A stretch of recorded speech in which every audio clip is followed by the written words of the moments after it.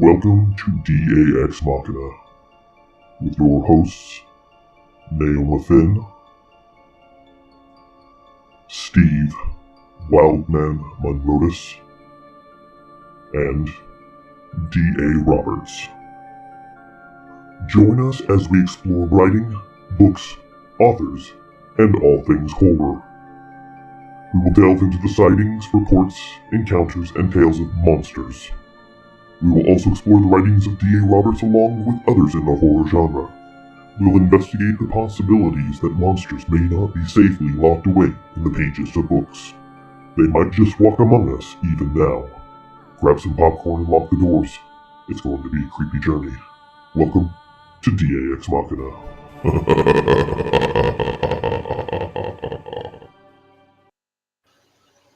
Good evening, folks, and thank you for joining us again on Tex Machina. Joining me tonight, my partner in crime, Naomi Finn, my co-host. We also have some guests in the house tonight. We have Cameron Buckner from the Dixie Cryptid Podcast, and Jason and Tex from Trinity Para-Cryptid. It's a mouthful to say when we're not ready for it. Guys, I appreciate you guys joining us tonight. I think we'll just jump right in. How you guys doing tonight?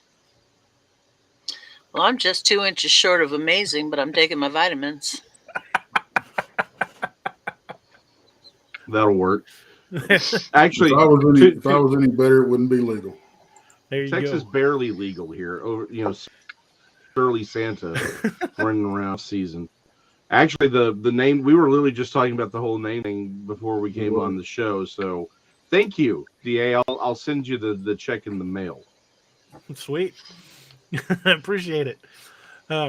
Cameron Buckner from Dixie Cryptid is going to be talking about his new documentary that he just released called Trackways, and it is an awesome documentary. If you guys haven't had a chance to watch it, it's going like gangbusters on YouTube, and it's pretty fantastic. Cam, you want to tell us a little bit about your channel and a little bit about your documentary?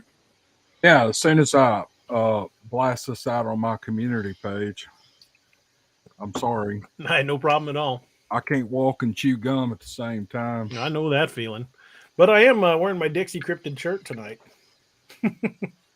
Awesome. Yeah, going squatching on the back.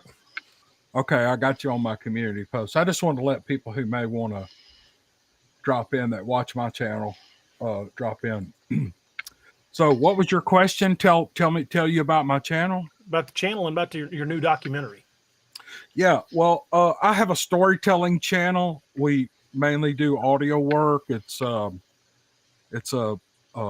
topic is cryptids, namely Bigfoot, on the Dixie Cryptid Podcast. And then we have another podcast that Naomi is my partner in crime over there too. She does she used to do all my editing. Now she does about half of it because she's busy with her own channel. But I gotta get 3 stories in for you this weekend, by the way. I'm good. You just be happy. Just don't worry, be happy. But we have another channel called the What If It's True channel where we do things other than Bigfoot. We do a lot of fiction. We do a lot of real stuff, but the topic varies from ghosts to anything you can think of that's interesting, aliens, stuff like that. We do it over there. And I just narrate stories for the most part. However, 3 years ago, there were 4 guys who were going on a Bigfoot hunting outing. And I've known these guys for several years, and they told me about it. And I said, man, would you guys let me go and film it and see if we can gather enough stuff to make a good video on it? And they said, well, we usually don't invite people. I said, well, okay, well, that's fine. And it's like a couple of weeks later, they had all talked and they said, if you'll be fair with us and the way you do it, you can go and we're going to trust you. So I said, okay, let's go. So we went, I got all this footage and I planned on, not immediately, I had something going on, but after about a month, I was going to start working on the film. And then I just got hammered with work, and I got hit with a big job that took me 5 or 6 months to get through. And I'm not ambidextrous. I can only use my right hand or my left hand. I can't use them both at the same time. And so if I'm in work mode, then I'll work 12 hours a day and I go eat, sleep, take a shower, get up, and go back to work. And this went on for right at 3 years. I just could not get out from under the work. Large project after large project would come up. Well, finally, about 3 weeks ago, I ran out of work. And I was trying to think of what to do with my time. You know, DA, I'm working on audio books for you and other people. And I've got both of these podcasts. And I was just looking through my cloud for some background video for the podcast. And I came across a file called Camp Death Wish, which is what Mark Newble named that trip. So we were way up in the Appalachian Mountains in the middle of February, and it was cold, cold, cold. It was really cold. So I found all that footage, and I thought, you know what? Let me see what I can do with that now. I'm real cold on it, but when I downloaded it, the audio was horrible. You just couldn't hear the people. So I manipulated a couple of files, and I got the audio right. I thought, okay, we got something here. And so I fixed all those files, put those in a folder, and then I got all the other footage we shot, put that in a folder, and then I got footage from the other guys that they took on that trip, put it in a folder, and I started putting it together. And after 7 days, 12 hours a day, I got it done, and we released it this past Friday. Right now, it's got 100,000 views on it. And I told you guys when I never promote anything, nothing. I just put my content out and I just let it go wherever it's going to go. But I'm real proud of this little film we put together. And it's not about Bigfoot. It's about the people who hunt Bigfoot, the people who look for Bigfoot, people who are bird dogging Bigfoot. People have done the Bigfoot documentary. They've rode that horse in the dirt. I mean, it's just done over and over and over. And the best you're going to get is blurry pictures. I'm not being critical, but that's the truth. That's what you get. You can take the TV series. What was it? Finding Bigfoot.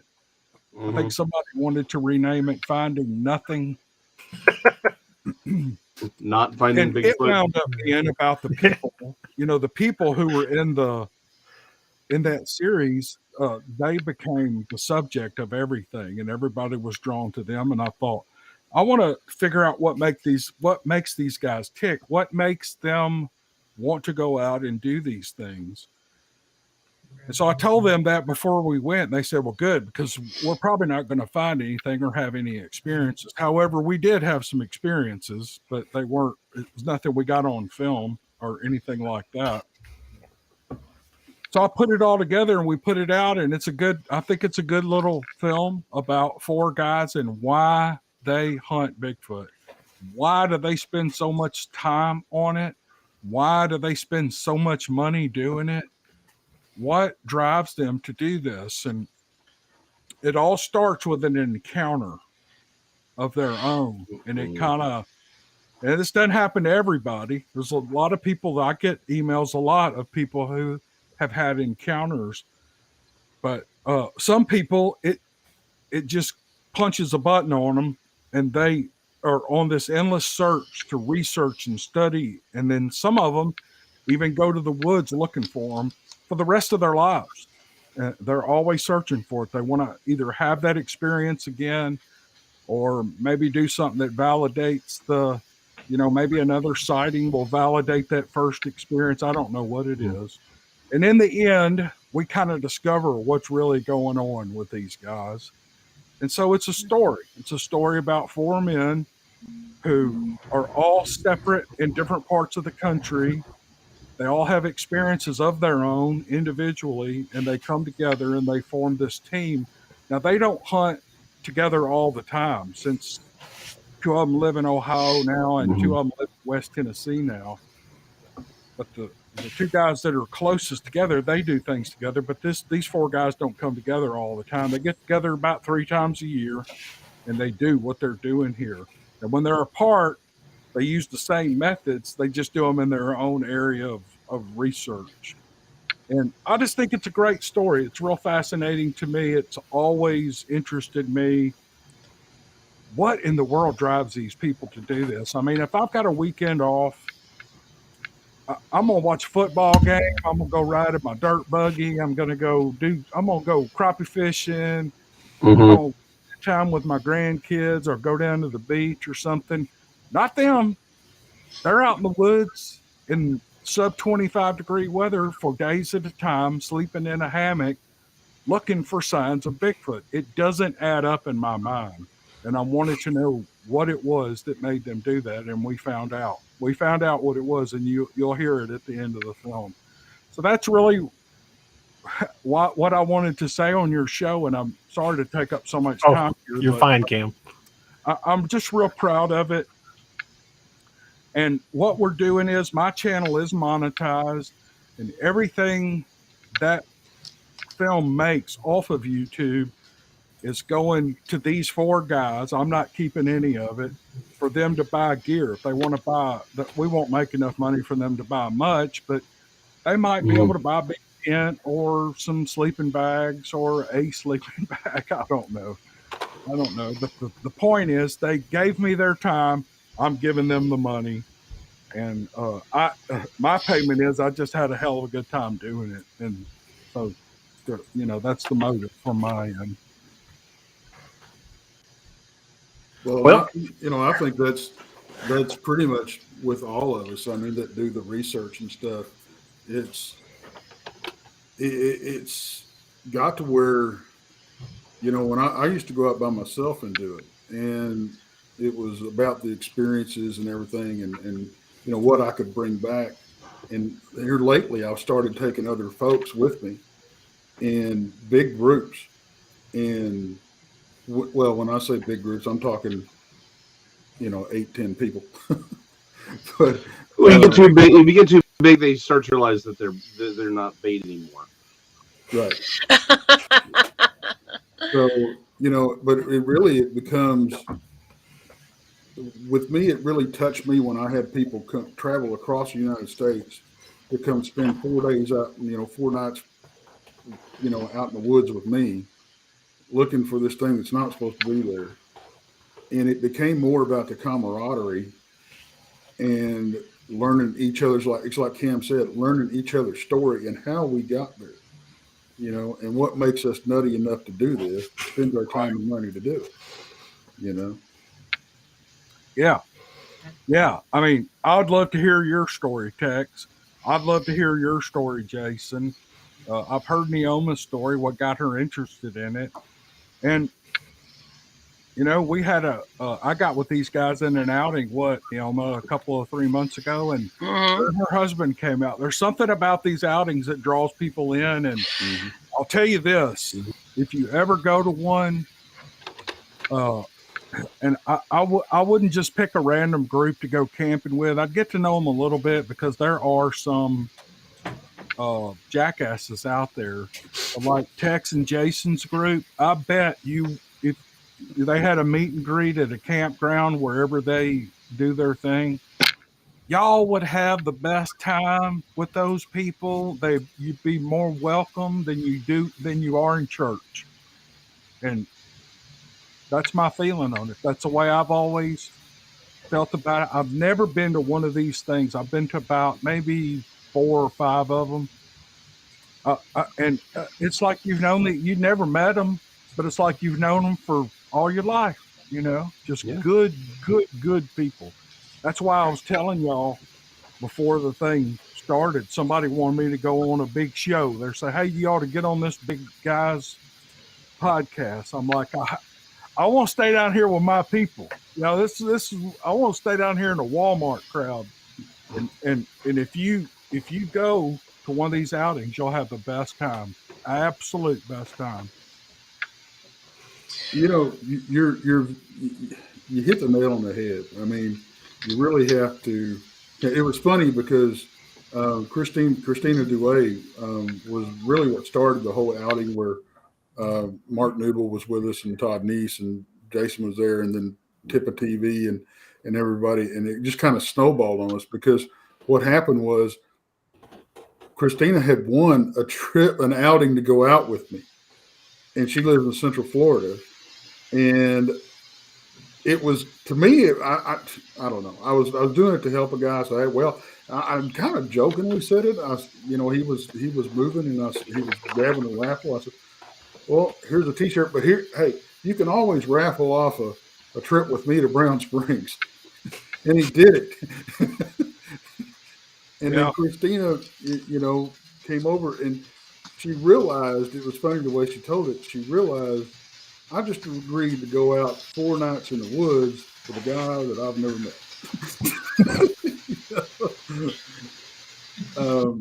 But you're right. Get to know the people you're going to go out with before you go, because you never know what it's like a box of chocolates. You never know what you're going to get. Life is like a box of chocolates. Occasionally filled with some nuts. Yeah, a few nuts along the way. But Tex and Jason, when y'all went on your first one, was it that way for y'all? Were you like, man, these people are just nice, good people? Well, what's for me, that's not really how I kind of fell into it. Yeah. Because I went out with one other person, and never went out with a big group until real recently. The biggest group that I was ever with, there was 4 of us, and we had some really crazy stuff happen. But it's Brown Springs. It's always crazy. Well, that's true. For years, it was just me, and maybe one other person would come, go out with me. But I mean, it was just until October. Well, no, it was before October, because we started having P3 Productions come with us, and that's when the whole group thing started. And it was eye-opening to me, and it was great to be able to meet these. And you're right, Cam, just freaking awesome people. Yeah. And you really, and it's not, don't get me wrong, it's not a party when you go out there. It's fellowship, it's camaraderie. Oh, it's family, or it's geared around the family. Exactly. Right? It's very nice. We can all sit around at a campfire and have a good time telling stories and all that kind of stuff. But and especially like with Mark, really impressed me. Mark Newble really impressed me when he came down, because we were going up to an area. We were going up to the cemetery in Brown Springs, which is notorious for all kinds of craziness. And when you're going to do stuff like that, and what really, he was like, Tex, if you don't mind, I'd like to say something here before we go up. And I'm like, hey, go for it. And he's like, look, we need to do it. We need to go this way. We need to stick together. We move as one.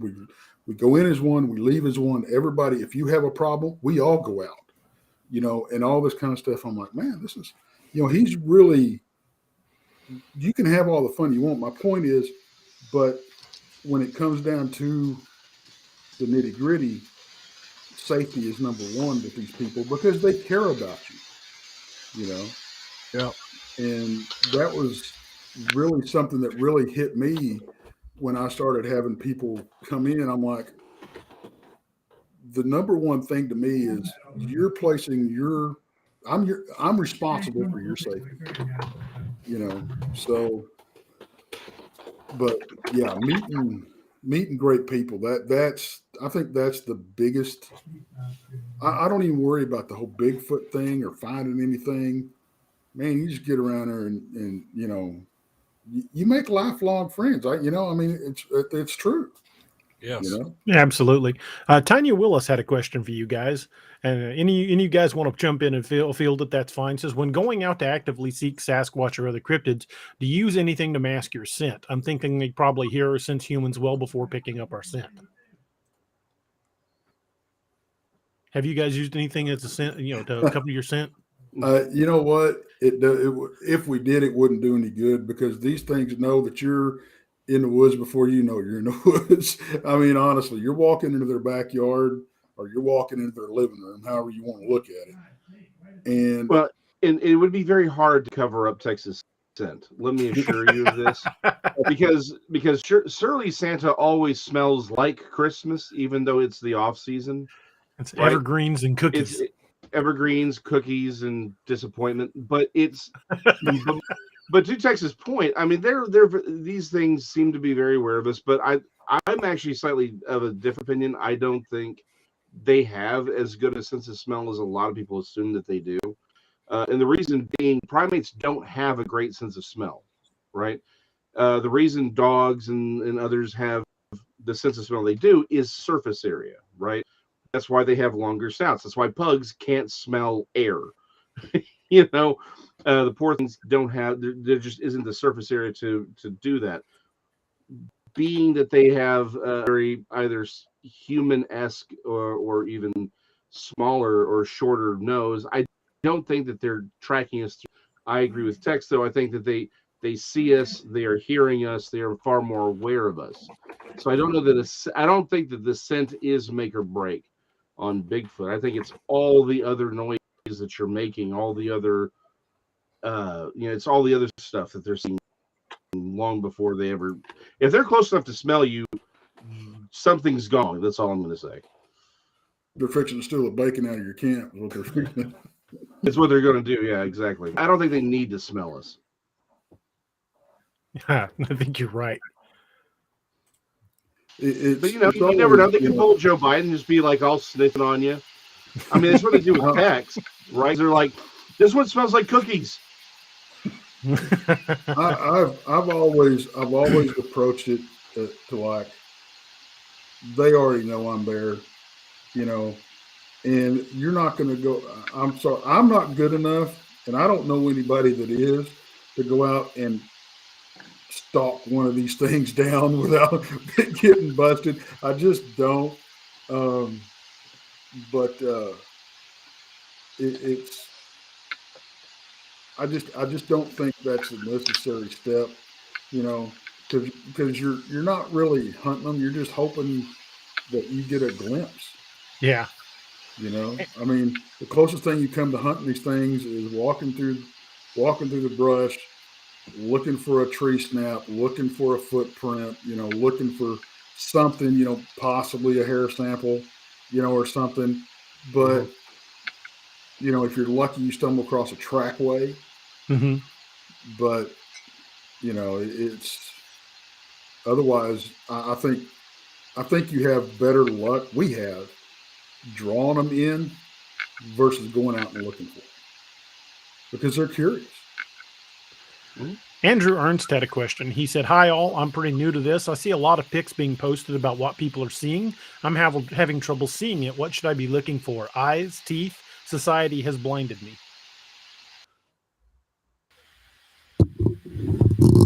Cam, do you want to address that one? Since you're the the senior Bigfooter here. Who? Look, we're like 2 a.m. Walmart. You're like 8 p.m. Walmart, right? The chickens are still fresh, right? I'm sorry. I was trying to answer someone's question in the comment section. No. What was the question? I'm embarrassed. I'm sorry. Sorry. Well, the question was they were wanting to know what to look for, especially in pictures. Oh. Unless it's a good image of it, just don't waste your time. I mean, why? It's just my opinion, and I'm not saying people who enjoy, making things out of blurry. To me, it's like looking at clouds and making dinosaurs or donkeys or giraffes out of the clouds. Now, some of them are blurry, but you can actually see a figure. Some of them are so blurry you can't see anything. And so here's and I have no experience with Bigfoot, but I have an opinion. You can have opinions on things. And I think, like in Kerry Arnold's film 168 Hours, he makes the case there that these things know how to stay hidden. I think Tex and Jason would agree with that. And if you get an image of something, it's by accident. I think it's so hard to intentionally get a video or a picture of one of these things but I do think people take a lot of pictures of things that they think could be Bigfoot, but nobody else can tell what it is. And maybe that person is seeing them there. They take the picture, they have to zoom in 100 yards and they get the picture and it's so pixelated that you can't see it. So I don't know that I would worry about the pictures you see that other people post. I think I would concentrate on the pictures you're taking. And one thing that fascinates me, and I don't know how y'all feel about it, are these tracks people find. Yeah. I would agree. A track is absolute physical evidence. Way better than a grainy photo. No human has a foot that's 18 inches long and 9 inches wide. There's no human alive that has feet like that. And you see one of those tracks out in the middle of nowhere, you better believe there's not somebody out there hoaxing you with some wood cast or concrete cast. People don't do that, especially if it's got that break in the middle of it. Yeah. The mid-tarsal. You can see, what do they call it? Where the toes are scraped out like it's propelling itself forward. Oh, man. I would almost rather find a track around my place like that. I would like to see that as much as see one of the creatures. So something about the tracks really, really fires me up. And so they're objective. Like they're an objective reality. But to your point, 98% of all these photographs are they're Rorschach tests. Like, I mean, we have this conversation on the show all the time. First of all, just some advice. This is a phone. It has a camera on it, but this is not a camera. This is for taking selfies with your duck face. You do the blue steel. Or really big things like sunsets. They're wonderful for that. It's meant to be seen on the internet. Go out looking for Bigfoot. Please get a real camera with a real lens. I mean a lens that's like this big.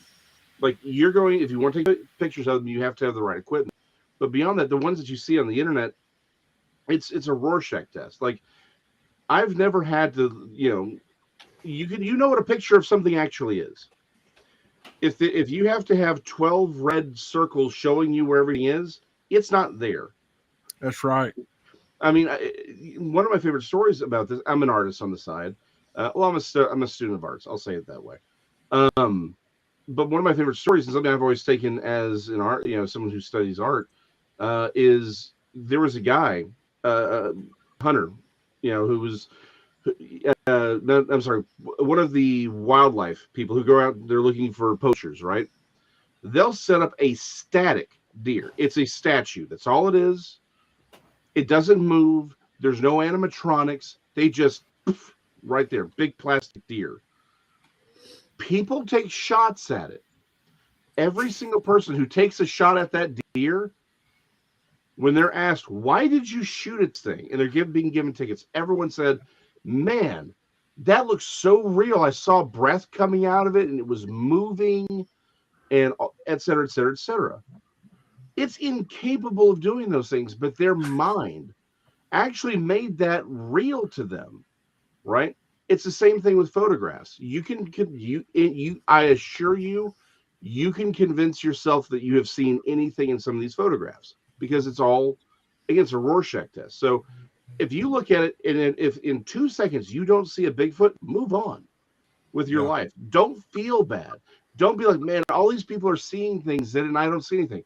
It's fine.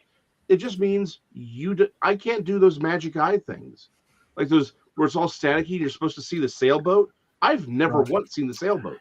Yeah, I can't do those. I just my mind doesn't track it. No, I'm just like it's static. Why am I spending time looking at static when I can look at like a real picture of something, right? It's like, if you can't see it, it's fine. It just means you don't see whatever someone else is seeing in there. I'm not going to say there isn't a Bigfoot in that photo. All I'm saying is it may not be a photo. A photo of a Bigfoot means you should be able to be, oh, look, there it is, right? Patterson Gimlin. You're like, hey, look, there's a Bigfoot walking. Like, there's no question about that, right? So again, if you see him, if you don't see the Bigfoot, it's fine. Just say, okay, I don't see the sailboat. Move on with whatever research you're doing. It's perfectly fine. And the thing about it is, people, and we get sent pictures all the time. Check this out. And one, don't please. I'm not barking at you because I understand it's what everybody does. But please, if you send any of these folks like myself and Jason and Gam, DA and Naomi pictures, don't circle anything in it. My job is to find whatever you're seeing in that picture with no help. If I don't, I'm just not seeing the same thing you are. Doesn't mean that doesn't mean that there's nothing there. And don't get offended by it. But that's and I don't like hurting people's feelings. I really don't, because I've been on the other side of that coin. Look at this awesome freaking picture that, it's obviously there. And why can't you see it? You just want to take them by the ears and go, why can't you see what I'm seeing? Yep. But because you may have seen it. The thing about it is, and I think it was Cam that said, you may have seen this with your naked eye when you were out there, but when you put it on when you take the photograph, it's harder to see. Yeah. But yeah, again, context matters, right? And anybody, I'm going to tell you this: anybody that roasts you over a picture that you're sending them in good faith really doesn't deserve to get your stuff in the first place. But if somebody says, I don't see that, I'm sorry, don't be offended. You can be disappointed and be crushed, because I've been there. Oh, absolutely. Yeah, I get what you mean in there. But it's like, I'm sorry, I just don't see it. But I'm not. It's like somebody having an experience. I'm not going to diminish anybody's experience that they tell me about. I wasn't there. I'm not going to call anybody a liar. But I will. I'll call you a liar all day. I'm not going to lie to you guys. 99.99% of the time, I don't see anything in pictures. Right. Yeah, pictures are very up to interpretation. I just suck at it. Yeah. Well, no, it's really okay. do. Again, the question is the question originally is, someone who feels bad because they can't see the photo. It's like, it's fine if you can't see them, because again, they may or may not be there. And to Tex's point, it's the context of the photograph, right? Someone may have seen the thing in real life, and again, it's just not showing up. Again, if you're sending me this is not designed for, maybe the creature was there, and it's but I can't see it because that's not what this is designed to do, right? It's not giving you that clarity. This has a very different job. So again, it's like Cam was saying, he would rather find a track than anything. Yeah, I'm that way with audio. Oh, he loves audio. I love freaking audio. And let me tell you, audio has the same problem pictures do, though. The owls. I did a video out there that we used it. We decided to use this as a learning experience, because I think the guys people that are out there researching and stuff, we need to admit when we screw up and put it out there for other researchers or other people that's going to research, going, look, we do this a lot and we got fooled, and learn from this. We've got a video on our channel that's called the owl porn video. And what it is we were, there was a couple of us out there, and we heard this monkey chatter going off, and, in real time, in the moment, man, we were flabbergasted. We're like, oh my gosh. We had the audio recorder going. We're like, yeah. After the fact, we get to listening to it, and I sent it to a couple of other people that I knew, and they're like, well, what you caught was a couple of barred owls. Well, they don't sound like no freaking owl. They sound like monkeys. They said, well, this is what happens. You have two owls that are mating, and they have a nest. This is a third male owl that has come to the nest trying to horn in. Oh, so I caught owls trying to have a threesome. So, but it's disturbing. Yeah. But the thing about it is, we put it out there as a learning experience, as a learning tool to go, just because, and I'd never heard that in my life. And I've been out in the woods. I love this saying. I've been out in the woods all my life. I never heard anything like that. So it has to be a Bigfoot. Sorry. Yeah. Just because you've been out in the woods all your life doesn't mean you've heard every sound that a natural animal is going to make. Yeah. Fox will throw you too. Oh yeah. I had a fox scare the 10 years growth out of me one time. And, but it was, you have to be your own worst skeptic in when you go out. You really do. And especially when you're going over your evidence. If you have to hunt and go, I think I seen that, next, Yeah. We got plenty of those. Yeah. Unfortunately, you do. Yeah. If you have to go, maybe that's it. No, sorry. I think we've all had those moments out there. Hey, folks, if you're new to the channel tonight, or if you've been with us for a while, make sure you hit that like and subscribe button. And you can also hit the join button down at the bottom of the video if you're watching on YouTube. And that will get you access to some of the the new emojis that have been put up.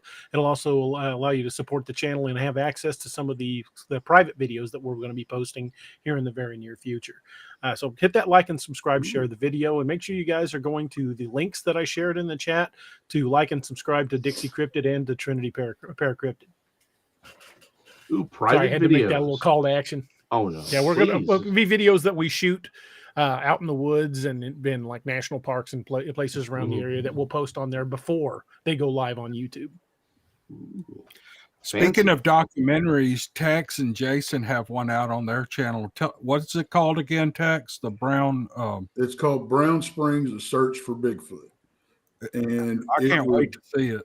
It was filmed. We had some wonderful people come down from Utah. Drove 2 days to do this, and they did all the filming and everything, drone footage. And we had some really strange stuff happen. We may have had 2 people that had their very first sighting while we were there. We were flying they were flying the drone, and we got, no kidding, the drone kind of went nuts and lost its mind for a little bit, and we were able to get the drone back, and it wasn't 30 seconds after we dropped the drone out of the air, we got buzzed tree level by a fighter jet. Now you can read into that how you want, but I've been out there a lot and I've never seen them buzz that low. It was just really, really strange. But I mean, we were jokingly like, well, they're telling you don't fly the drone anymore, but it was great.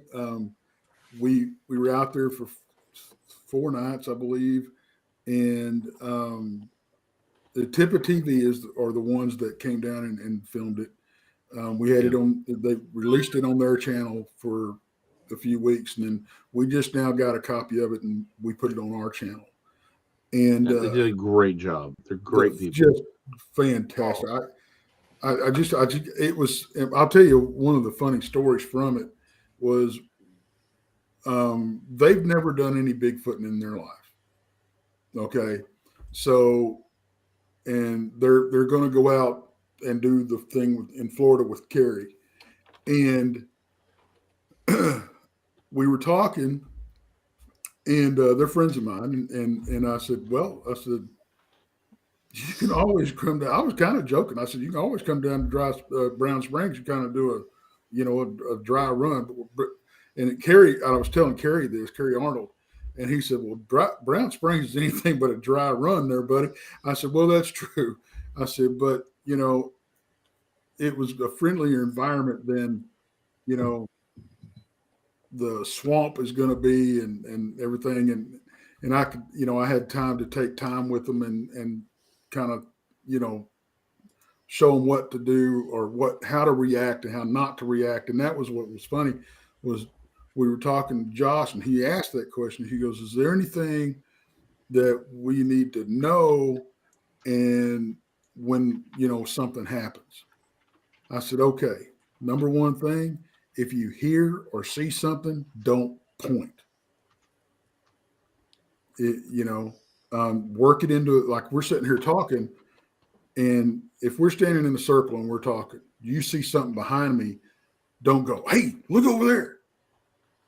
Work it into the conversation.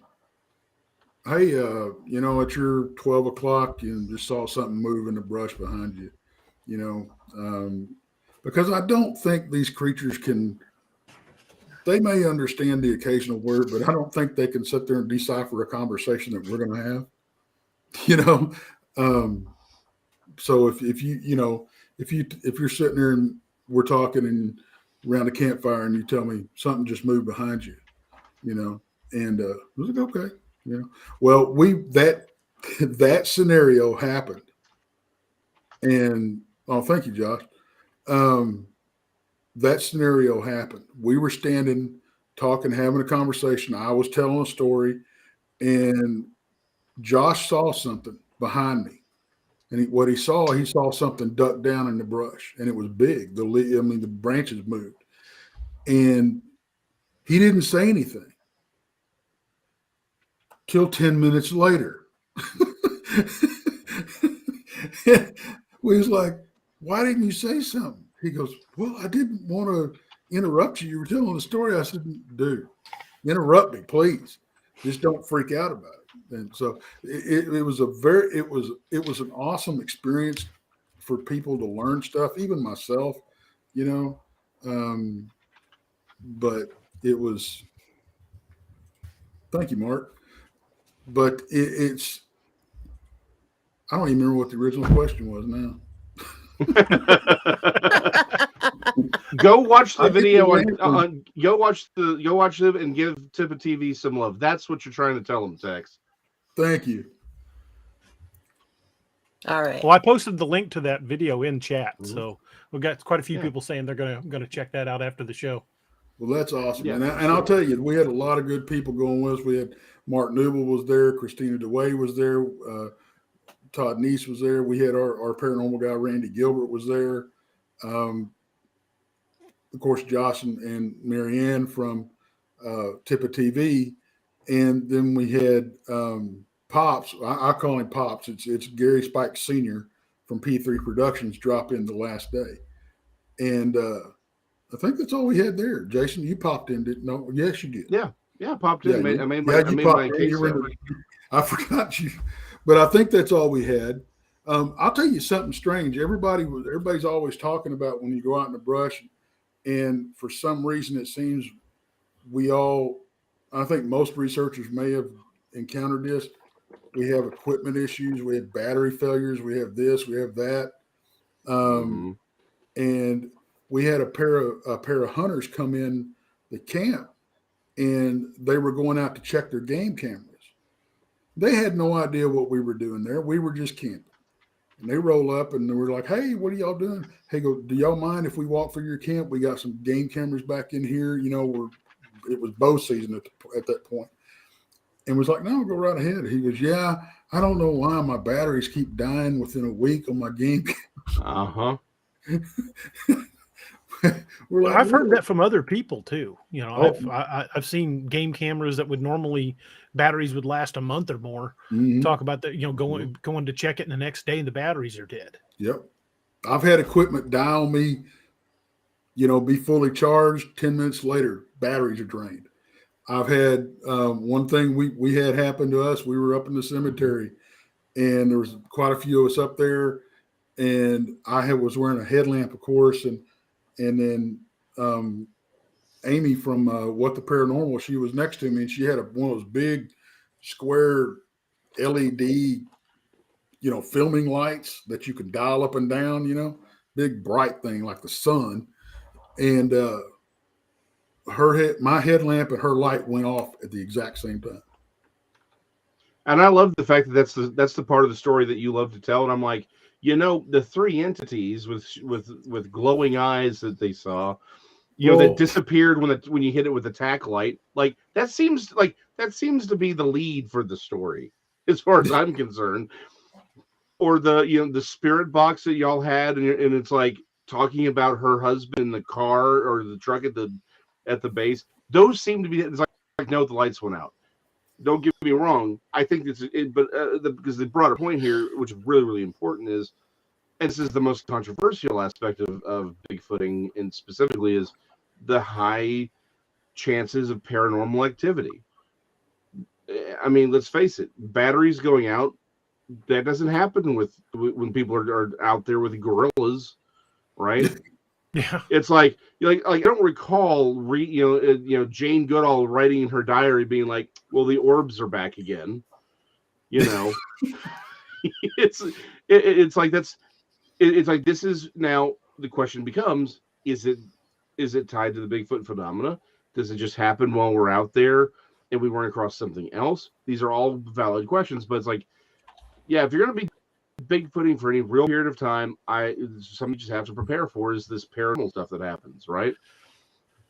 And one of them is the fact that your batteries are just going to randomly die. Your laptop will blow up. Your cell phone will start playing mariachi music. You don't know what's going to happen out there. I've had my phone come on, when I've had it turned off. I've had of course, the battery issue. I've had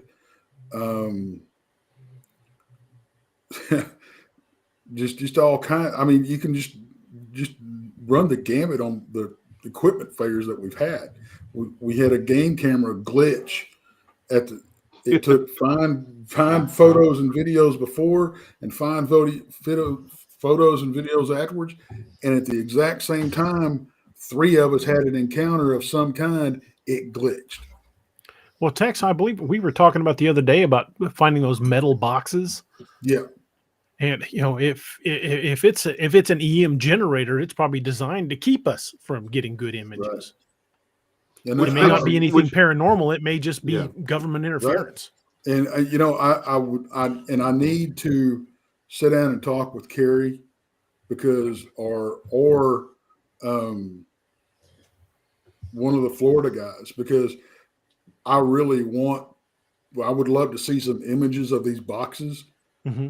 And if at all possible, if I could find somebody brave enough, crack one open and see what's in it. We're not looking for brave. We're looking for stupid, and his name is Randy. We already have someone.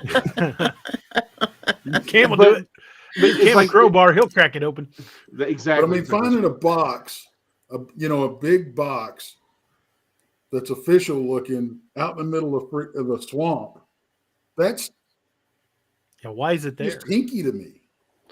Well, and again, that's the whole point. It is hinky. It is weird, and it's like I'm like this, like the paranormal aspect actually, or assuming it's paranormal, is almost easier for me to believe than the fact that there's these random metal boxes out there. They're put out there to help hide these things, because now you have this giant government conspiracy and people figuring out how to do this. That means they can track these creatures with, and they know where they are, they know where we are. Like, and I'm not saying it's not what's happening. That's one of those things where you're like, man, if that's what's really going on. And again, we don't know. We haven't cracked one open. If we find it, we'll have Randy take a go at it. I mean, let him get hauled off by the feds. That was a spitball from right field when I started thinking about these boxes that they were finding out there, and I'm like, After our conversation about that, I asked around to some people I know, and a buddy of mine said he saw one in the Mark Twain, but it was labeled as being a camera blind looking for endangered species. But he said, I didn't see an opening on it where there'd be a camera. See, that makes zero sense. It was labeled Missouri Department of Conservation camera blind. And, He said, I didn't mess with the thing. I just kind of went on, but he said, I didn't have a clue what it was for. And there was no opening on it where a camera would have been sticking out. And see, and that's only one of two things. Either they're lying about what it is or they're not smart enough to put the... Yeah. We put a camera blind, but we didn't put an opening for the camera. They meant a blind camera. It wasn't a camera blind. Exactly. It was a blind camera. It's a blind camera. Someone actually, took that blind part way too literally. Exactly. That's a great comment now, because we can, what we can do? We can just call and be like, hey, bird and turtle people. So we call them here in Texas.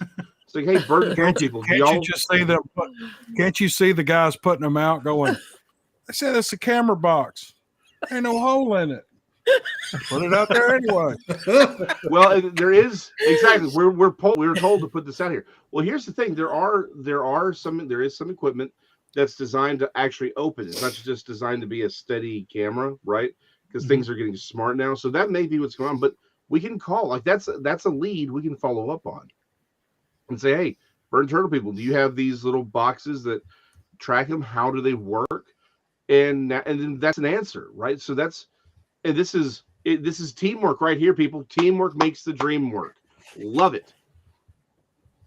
I think people would be surprised when they lifted it up and read the bottom where it said Yellow Jacket Nest.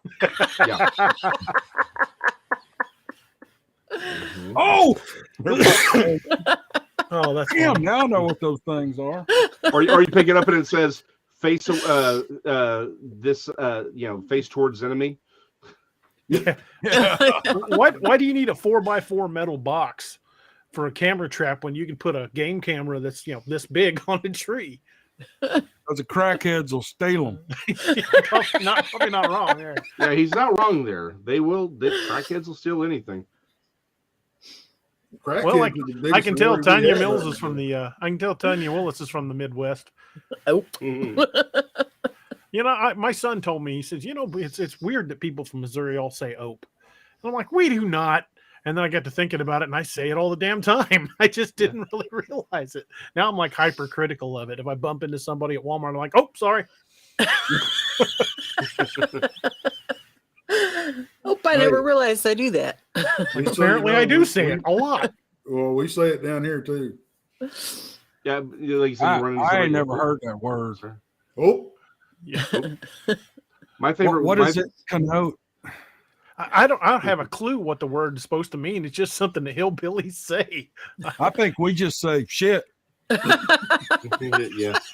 I say it like if I bump into your, you spill a glass of tea, you're like, oh, I gotta get a towel. Yeah.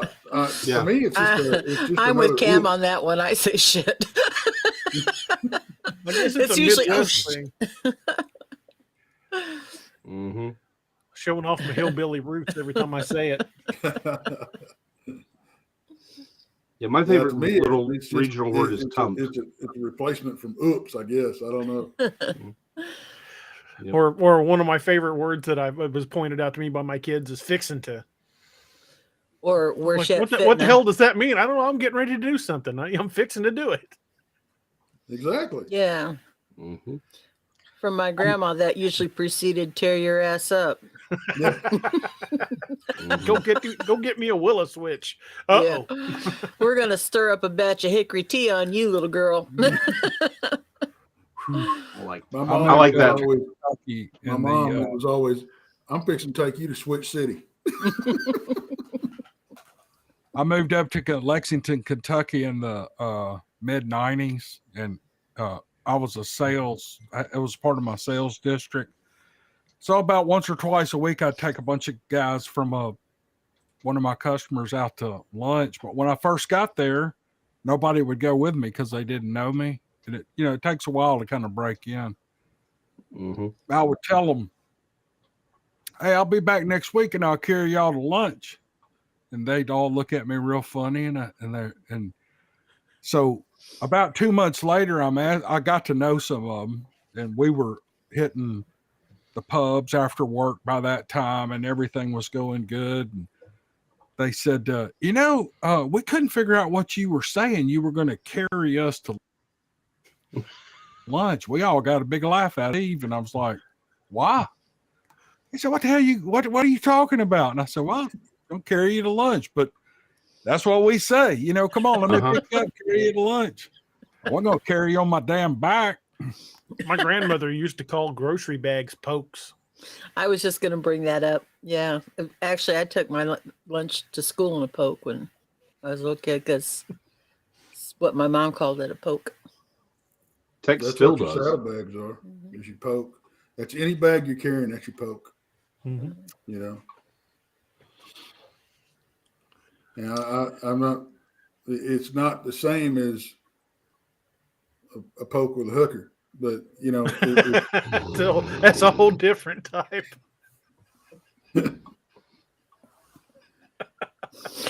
Thanks for clearing that up for us. Yeah, Yeah, we appreciate appreciate that. that. I didn't want to miscrew anybody. You know. Yeah, I would have been totally confused confusion. by carrying Yeah. a poke to school like that. Yeah. You have a good Sounds time like you though. went to a much different school than I went to. Yeah. I'm from a very small Southern town. church is still offer a Christmas poke. I always got a big kick out of when I went to church in the South. They always had dinner on the ground. I always figured they didn't want to use them big fancy words like picnic. They called it dinner on the ground. And that used to just make me laugh. It still does. Mhm. Dinner on the ground. But anyway, Sal Passos, is that where the phrase pig in a poke comes from? Pretty much, yeah. mhm. So, Oh, Cam, I got a question for you. Don't answer And the trap. I'm gonna get beat up. I'll probably get beat up because I should know. You know, I should know about Cam, but No, I realize that. what do you want to know? Have you ever had an experience? No. Oh, I knew the answer to that. Pick me next time. Pick me. No, I've never. Not only have I not had an experience, I have never seen one single bit of evidence. You know, with my eyes, I've seen it on video and I've seen Right. pictures. Mhm. I've had pictures handed to me by good friends. You see that right there? And I'm like, yeah, it looks great. I've never seen it, you know, but and Are you allowed to talk about an event that happened with April? No. yeah, which one are you talking to? My wife, Two of them. At the garden and at Two the wives? now 3 just this week. She had one this week. really? Really? Well, let's hear all about them. It I'm was calling her tomorrow. Interested. Is she still up? I might have to hang up and call her right now. She's probably in bed. I'm what time is it? Oh man, I'm always in bed by 10 o'clock. But we have a garden up here close to the house, and then we have a garden about we're on 20 acres, and it's through the woods and down some trails, and we have a field down in a low spot. We put potatoes and sometimes we'll put peas out there, purple hull peas, or just something that we're going to grow a lot of. We just till it up and put them all out. Well, she would go down there, or I would go down there about once a day and check on everything. Well, she went down there in the Ranger. I'm sitting here working. She called me. She says, "There's something in these woods." And I'm like, "Okay, what are you telling me?" "I don't know, but I think it could be a Bigfoot. Can you come down here?" And I was like, "Yes." And so I grabbed my 45. A lot of people who keep guns, they tell everybody where they're at. I'm not telling anybody where I keep them because somebody will wind up and steal them, like chainsaws and stuff like that. But I keep a 45 real close by me all the time. I grabbed it, took off down in there, and when I got there, there was nothing going on. But it's grown up quite a bit around there, except one area that turns up into another field. And but just adjacent to that, off in the woods, there's this huge old. I don't know what kind of tree it was. It's all dead now, but man, the trunk on it is a monster. I mean, it's just huge. And of course, it's got vines, honeysuckle growing all up in it in the summertime now. And I love honeysuckle. Me yeah. too. Oh, I hate it. I love the smell of it. Put that stuff down all the time, but it is. She loves it. She loves honeysuckle. But anyway, she said there was something in that brush knocking on that tree, and it wasn't just a squirrel or a pig or something. It was something intentionally knocking on that tree. And I said, well, she said, why don't you go over and see what it is? And I'm like, no, I don't think I will. The tree was, Now you go ahead and have fun with that. Yeah. You go ahead. I'll stand here and cover I'll be up you. at the house. I'm sorry. the tree was, I mean, I could have thrown a baseball and hit it. It wasn't that far. And, but there was, a bunch of stuff growing up around it, but it was kind of open under it, except for the honeysuckle and all the briars and stuff that grew up that thing. I don't know what it was. And let's see, what was her other one? Well, there was the berries that she went to pick the berries. Yeah, we've got blackberries put out right out here. I've got about a dozen plants. I bought them from the University of Arkansas. Man, Tex, I can get a pot of blackberries as big around as your thumb. Hundreds of them. But they got disease last year and they started not putting out as much. I don't know what to do. I don't know whether to cut them down and let them come back. And anyway, big, beautiful blackberries. I love blackberries. Yeah, I'd fist fight a Sasquatch for blackberries. I'm sorry. Oh man, they're just great. I've got the last of a blackberry cobbler in the kitchen.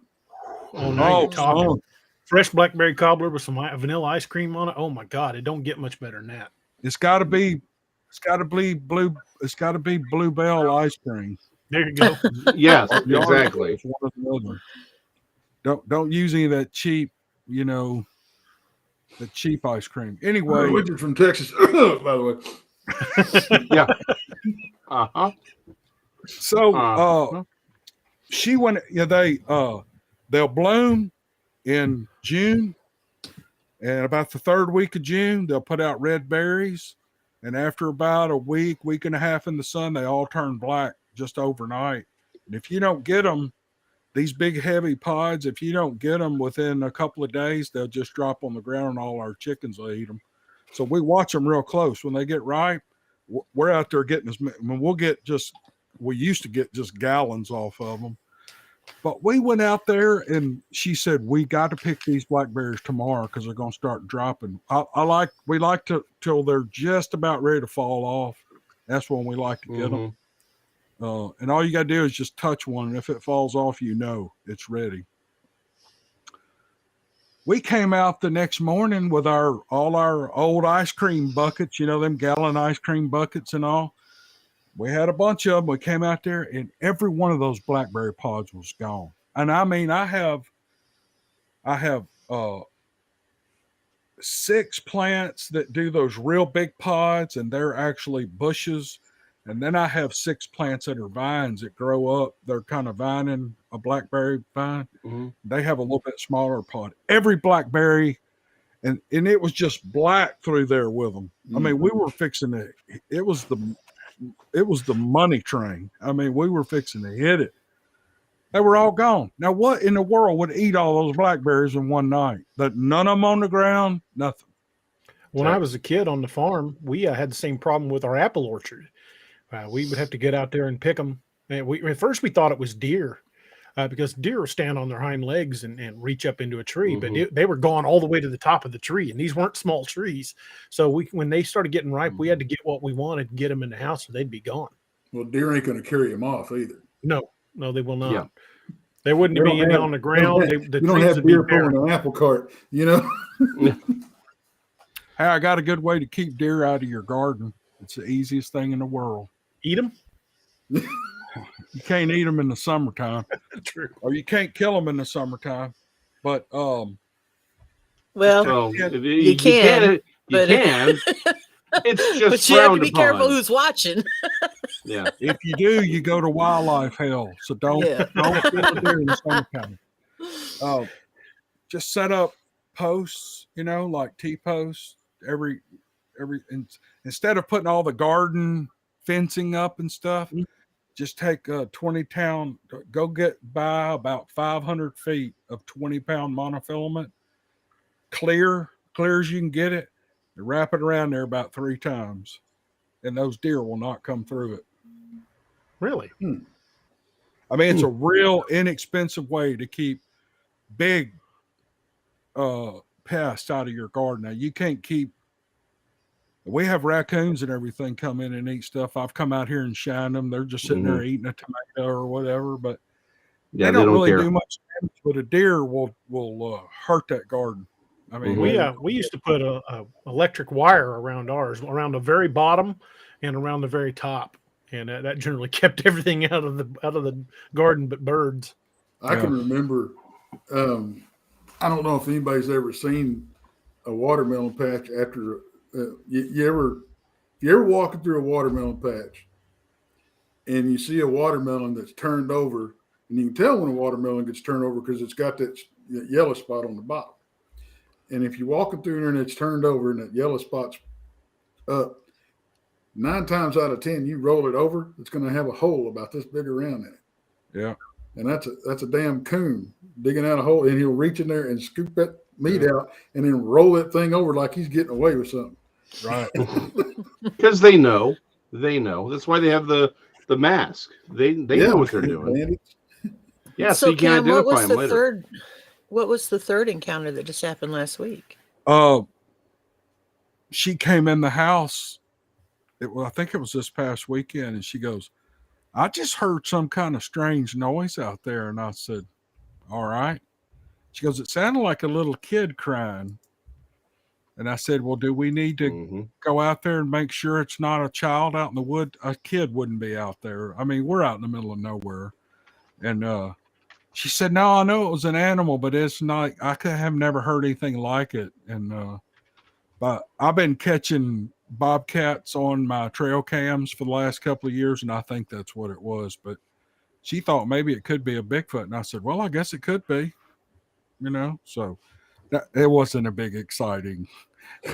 Naomi, it wasn't exciting. I mean, but it was, it's kind of interesting though. There's a lot of stories, especially Native American stories about Bigfoot coming around berry patches and gardens.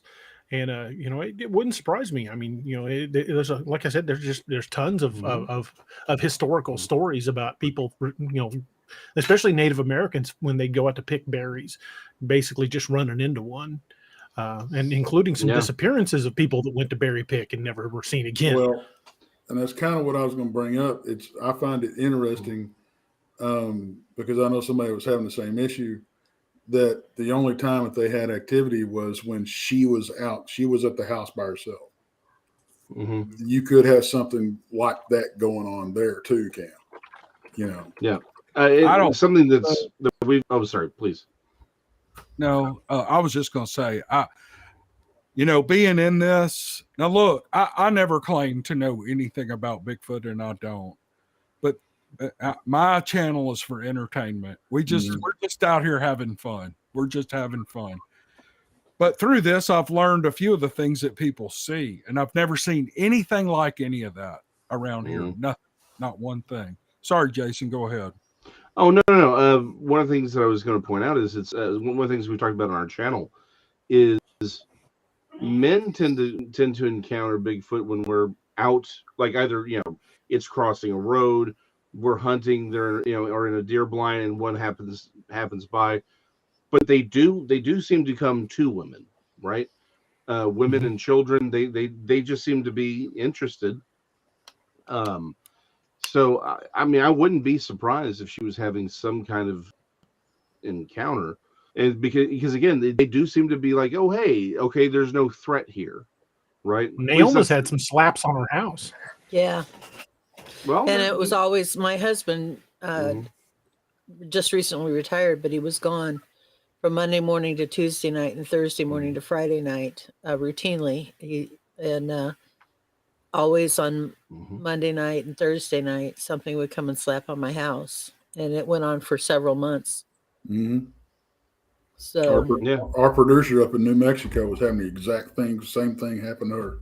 Yeah. I went up there and checked their place up there, and just looking around, see if I could see anything.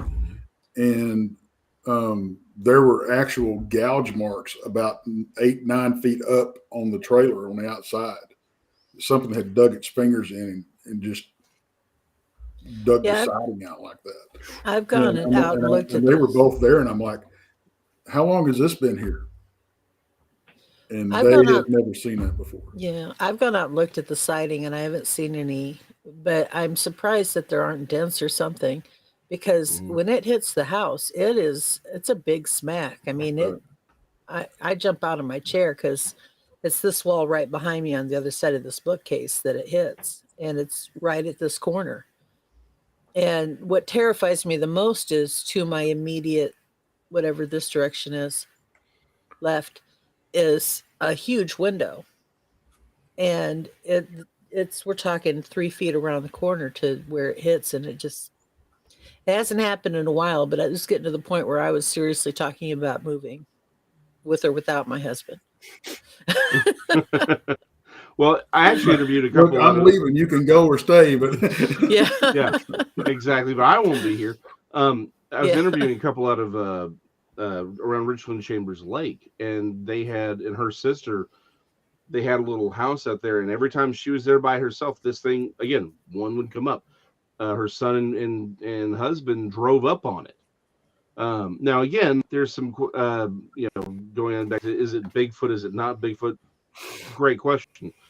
But it does look like, again, female and children without the males around, they do seem to be more willing to come in. So what I'm saying the is, sound of children draws them in. Oh, I've got a story. Yeah, one in my book where a Bigfoot just looks over a 6-foot fence at a child who was just out there playing. Scared the crap out of him. But yeah, no, this is a very common phenomenon. I think as a parent, when you think of a Bigfoot standing out there watching your child, you're wondering if they're planning the meal. You can't help but think things like that. He's out there watching your child. Is he running through his recipes right now, or or is he just interested in watching your children? Well, I think somebody would be a fool if that wasn't in the thought process. Oh yeah. Creepers, Cryptid, and Paranormal Corner wanted to know if any of you guys had any encounters with Dogman. I ain't even seen a Bigfoot, man. Come on. That was actually my first encounter when I was 16. Was a Dogman. Really? You want to tell us about it? And sure. I was coming back. I'd been out hunting, and I was coming back. And the place I really enjoyed hunting was about 1.5 miles, 2 miles from the house. And I was walking back one evening, and it was still daylight. The sun hadn't quite went down yet. And I was on a white gravel road that bordered our place. And I was about to jump over the barbed wire fence and make a beeline towards the house. And this critter come out of the brush on my left and ran across the road in front of me about 20, 30 feet away. And jumped the fence, dove. It didn't jump. I have to correct myself every time, but he dove over the fence. And when he dove over the fence, he went down to all fours. And when the fence, the grass was what we call love grass down here. It grows to about 4 feet high. I saw when he went down to all fours, I saw the grass move for about 10 yards or so, and then he was gone. But I decided real quick that I wasn't going to follow him. Probably a smart move. So I took the long way home, which I had to walk up the road and across the front of our place, then back down the driveway on the other side. But when I got home, I came in, and my mom had one rule, and that was no guns in the kitchen. And I came in, and I pretty much just fell into a kitchen chair, and I laid my gun on the table. And she's in the kitchen. I can't remember. She's doing dishes or cooking or something. And she turned around. I guess she was fixing to jump on me. And she's, oh my God, what's wrong? You're white as a ghost.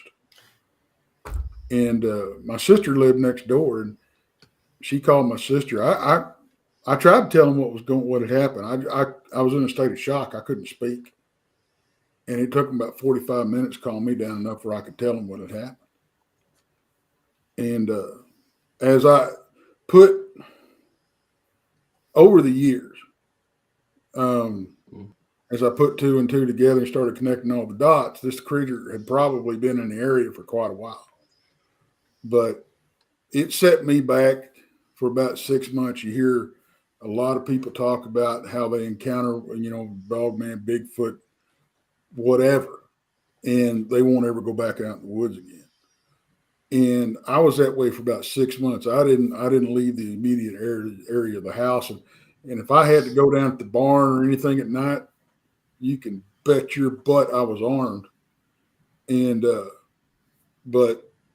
was spooked. I mean, I really was. But eventually I got mad. I felt like I was being bullied because this thing was keeping me from doing what I really loved. And so after about 6 months, I started going back out again, and finally got back doing what I was doing. And I was going back to the same place where I'd hunted that time. And I was about to crawl up a piece of deadfall and jump over the fence, go into this wooded area where it was so thick you had to travel the game trails. And sometimes you're down on your hands and knees. But it would open up into these clearings big enough to throw a tent in. And some of them were big enough for a small footprint of a house. But it had prairie grass about a foot high in these clearings. It was just an amazing place. And so I was just about to run up there and jump over the fence. And I heard something, or what I thought was somebody walking back in the trees. And there was a set of twins that lived on the other side of this place. And they hunted it too. And I knew them real well. And I hollered out and I said, "Hey, if that's one of y'all, let me know." And it stopped. And then I hollered again. I said, "Hey, if that's one of y'all, tell me, And it just shifted its weight. And I said, "Look, if you don't tell me, if you don't say something, I'm going to shoot." And it shifted its weight again. And I popped around up in the air. And that's when all hell broke loose. This thing, the brush was crashing, branches breaking. I mean, it was headed towards me. I got to tell you, I ain't too proud. Old Tex tucked tail. He turned his ass and he didn't look back. He ran the entire way to the house. Well, I don't blame you. If this thing was fixing to snatch me up, I didn't want to know about it, But I figured he was still digging his way out of the pile of poop that I'd left back there anyway. Twist your head off like a mason jar. It was, both experiences were underwear changing moments. There's no doubt. But, and then, years later, my mom and my sister tried to convince me that what I saw was,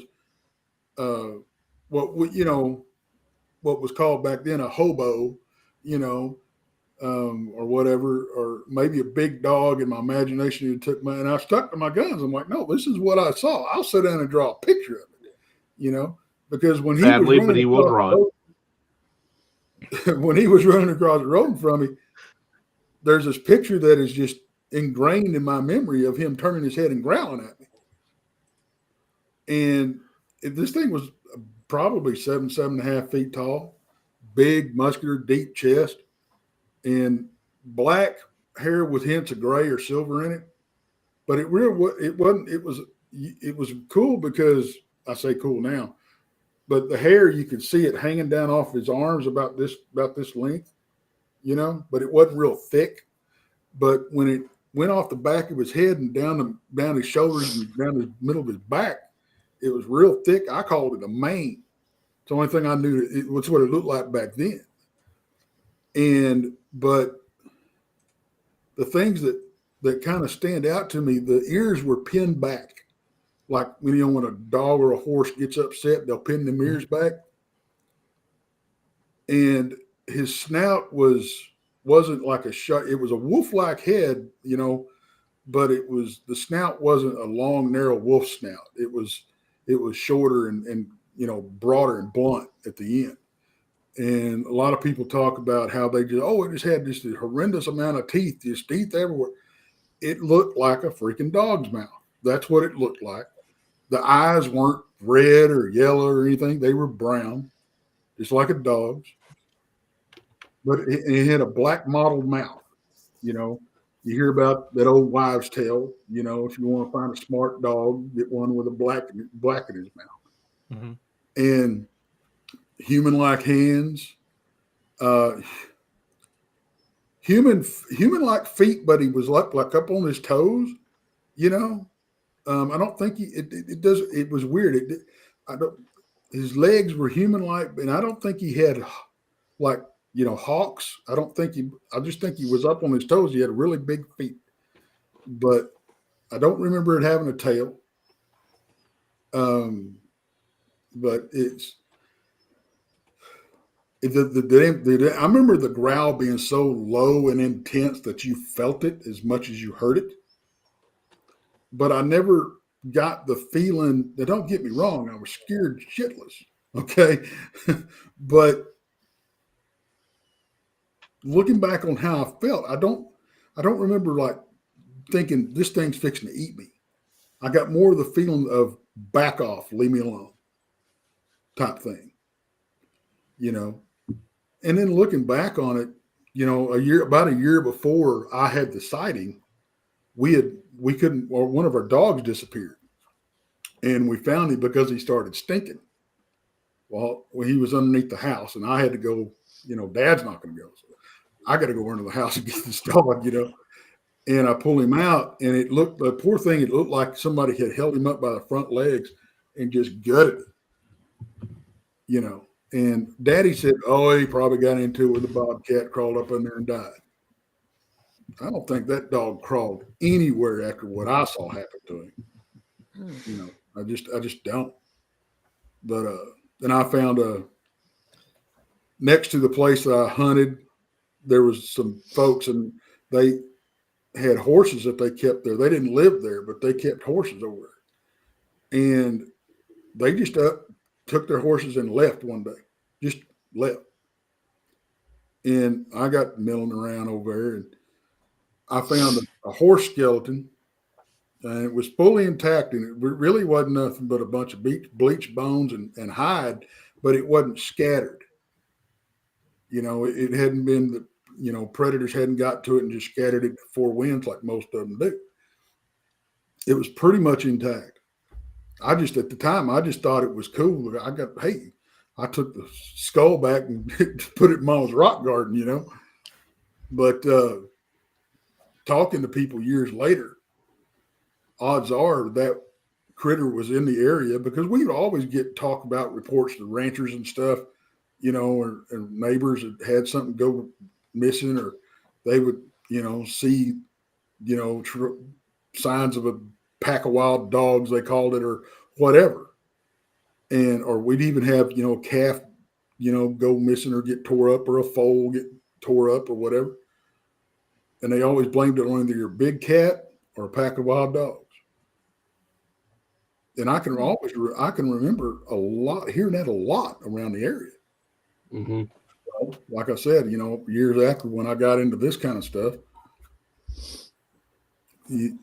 that critter was probably in the area for a long time. But Jason, what about you? What kind of encounter stories do you have? My encounter was with I'm sorry, Cam. I was just going to tell y'all I need to skip out of here. I was only going to kind of barge in for 30 minutes. I'm gonna leave so you all can talk. And well, Cam, thank you for joining us, man. I'm not jumping the party, but I got to get up early in the morning. So no, please. All that thought, Justin. I'm sorry to interrupt. Please forgive me. I just wanted to take a gap here and kind of jump out of here. So, well, Cam, thank you for being here, sir. You be safe. Yeah, it's good to meet you, Tex and Jason. Love you, Neoma. Love you, DA. Love you too. Appreciate y'all. And Cam, give me a holler later this week, and we'll talk about promoting the new Codename Wild Hunt, Curse of the Wendigo, when you've got it done. Okay, sounds good. All right, thank you all. Good night, everyone. Hey, have a good night, Cam. Good night, Cam. Jason, you were going to tell us about your encounters? Mine's a little off topic, so we don't have to address if you want. But what I saw was a living pterosaur. So, like I said, it's a little off topic for the evening since we're not really Bigfooting and- on a topic, so go right ahead. We have a running joke about the word topic. If you say it, you're going to get a lot of movie A lot of quotes topic with comments. Yeah. Okay, well, so I was 12. It was like 1992. Actually, technically, I'd be 11 at this time because it's summer. It was like June, so still, not in school. So at the time, basically at the time, I lived in DeSoto, right outside of Dallas. It's like literally, we are a suburb of Dallas. Dallas is our border, whole 9 yards. North Texas sits on a large limestone slab, right? I mean, that's just, Oklahoma, North, it's all just this giant limestone slab. So a lot of our really big creeks and rivers cut deep into it, right? And so there's the 10-mile creek was like just, behind our house. And we'd go down there, we'd fish, all kinds of things. It's about 10:30, 11 o'clock. We were packing it in. My friend had already made it up, out of the creek, and I was packing up. And the thing you have to just sort of get an idea of the lay of the land, these are very deep limestone creeks, and there's sheer walls basically on most of so you can't even get into it. But this one, the wall had collapsed, right? It made sort of like a little bank. That's how we were able to get in and out. So he's already up and he's already heading out, and I just finished packing up, and I start heading into the tree line, right where the trees start, and there is, and all of a sudden I hear this noise, and it sounded like an animal call or a bird call, but I couldn't recognize it. Like it didn't sound familiar, and I still have never heard anything else like it. It's the closest I can come to is it sounded like a very, very loud, ugly crow. Like that's the closest I can get to. It's just and it felt, and even at the time, I just remember thinking it sounds like it's coming towards me. Like the sound of the call sounded like it was heading my way. Well, I stop and I poke my head out from sort of the treeway and take a step out, and I see what at first I think is the biggest blue heron I've ever seen in my life. Its wingspan between 8 to 10 feet. I can tell because I know how big the creek is, right? I'm in sort of like this straightaway. It sort of snakes its way through, Duncanville, DeSoto, all the way up to the Trinity River. And so I'm like in the middle of the straightaway, and this thing comes around. Like I said, wingspan's 8 to 10 feet. It's a bluish paint, sort of it's a Payne's gray, which is sort of like a bluish gray color, right? If you've ever seen a vulturine guinea fowl, the color of the head is sort of the same color this thing was.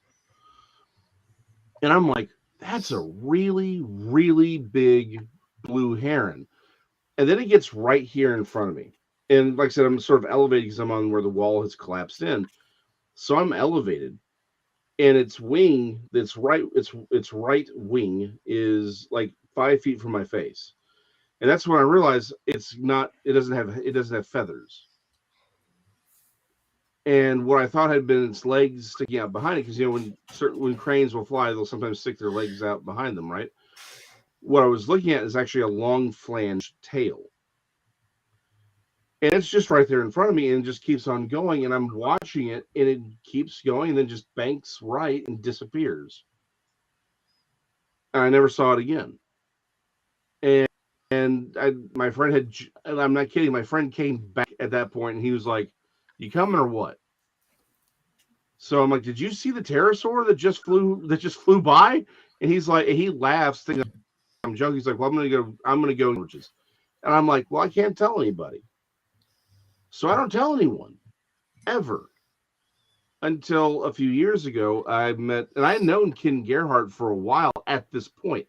I had heard all of the stories of the Brownsville incident in the late 70s, the living pterosaurs being reported, but that's all deep South Texas, right?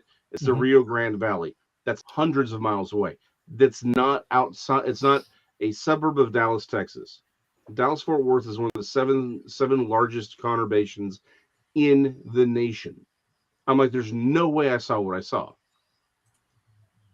And then one thing leads to another. I end up telling my story to Ken and Lyle, and Ken Gerhardt and Lyle Blackburn. They were doing a thing, and they're like, well, hey, here are these other stories from Southern Oklahoma. They hadn't heard about North Texas, but they'd gotten some stuff from Southern Oklahoma.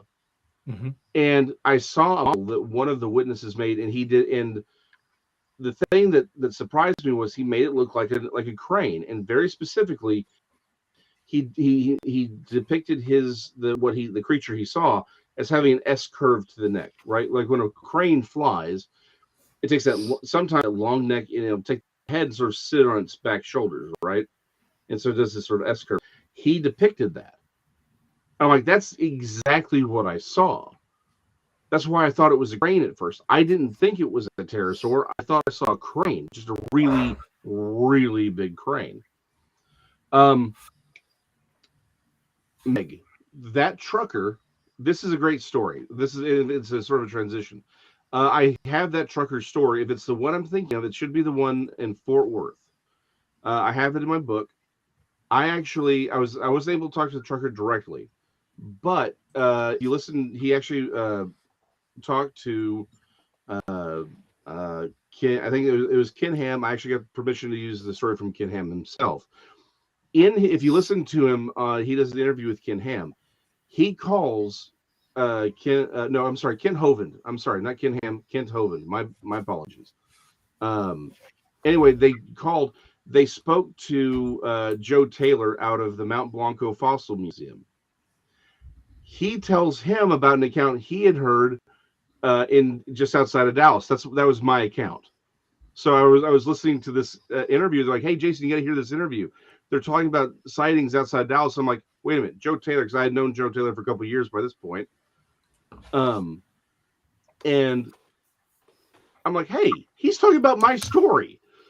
So long story short, I took some time off to write the book, and I interviewed a bunch of people, and I just randomly started walking up to people like, hey, do you have, I'm like, hey, do y'all have any weird stories? I wasn't looking for ghost stories or anything, but I took them like weird animals and stuff in the area. Have you seen a living pterosaur? I was shocked by how many people said yes.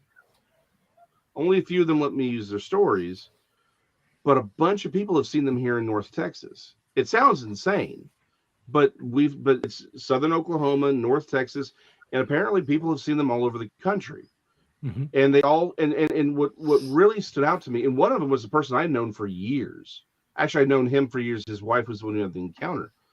But it was the one thing that struck that really stood out to me, right, is that everyone said the exact same thing that I did, meaning they thought it was a crane. The guy that Ken Hovind interviewed, he thought it was a pelican carrying something behind it. They thought it was a large bird, and then they got another look at it. One of the stories I have in the book, they were driving down up 35, and they thought it was just a really large crane, and then they got another look at it. Right? It's one of those things where these creatures, and what's really funny is, and looking back, I understand why I did it. One of the first little booklets I wrote was actually using artwork to prove that these creatures have been around for thousands of years. We've seen them, right? To the Europeans, they were the wyvern. To the Hebrew, they were the fiery flying serpents. These, I would even argue, the Jersey Devil is actually an example of a rhamphorhactoid pterodactyl, pterosaur. The way we look at it is because an artist from Pittsburgh who wasn't taking the subject seriously drew it, right? He drew it like a deer with bat wings. But if you actually read the descriptions, these are people who have no idea what a dinosaur is, right? Seeing this thing in broad daylight, and they're trying to describe something they've never seen before with the only way they know how. Well, if you actually you just do it seriously, you translate what they're saying seriously, it becomes a rhamphorhactoid pterosaur, right? So, I mean, there's now, again, all the ones here that seem that the one that I saw only had an 8 to 10 foot wingspan. It looked like a crane. I can see how these things go undiscovered. Small population, mostly nocturnal. They look like other things, right? But there are, of course, stories of much, much larger creatures, which one of the thoughts that Tex and I have sort of explored is asking, is it possible that what we see is just like these giant sea turtles that will traverse thousands of miles to lay their eggs on a beach, and then they go back out into the ocean? Is it possible that the ones we're seeing in North Texas are the juveniles, right? They hatch, they hang out, and then once they get to a certain size, maybe they go south, and that's why we see the larger ones. There's the famous sighting around Cuba, and then in the 1960s, he said this thing was massive. These large creatures are seen again in the Rio Grande Valley, and elsewhere. So, and plus, I can't tell you how many stories I have people saying, well, I was in the desert driving home from being in California or Arizona or whatever, and all of a sudden I'm on the road and this giant, and they just call it a bird, is over me, right? And it's, I can't tell you how, and the wingspan, they're like, I couldn't tell you what it looked like, just it was a giant, they just say bird because they have no other word to say. But its wingspan was as wide as the road, right? I have countless stories like that. So these things have been around, and there could be other things I don't know. To answer that question, I have seen the photographs to date. Again, I'm not saying, most of the pictures that people put up are clearly faked. There's one photograph, only one, that I think has a good possibility of being real. Again, I can't verify that it's real. I have never found the photo. No one's ever been able to produce the original newspaper that it supposedly came out of, right? But it's a picture of a boy, a little, like maybe 8-year-old kid, right? Looks like he's wearing, his clothes are too big and baggy. It's black and white photograph, supposedly taken in the 50s. And the kid is holding what looks like a ramphoractoid pterosaur, right? And the reason I thought I think it has a really good chance of being authentic, right? It's sort of twofold. One, again, as a student of the arts, it doesn't look like it's been faked, right? Like, it doesn't look like it's been manipulated in any way. The image looks solid as far as a period photograph. That was published in a newspaper. But secondly, and don't ask me how I know this, I had a misspent youth. When people hoax things, when people fake things, like artwork, they tend to go for things that are known or things that people expect to see, right? Which is why most of these faked photos that you see are of a pteranodon, right? It has the big crest, has a beak, no tail.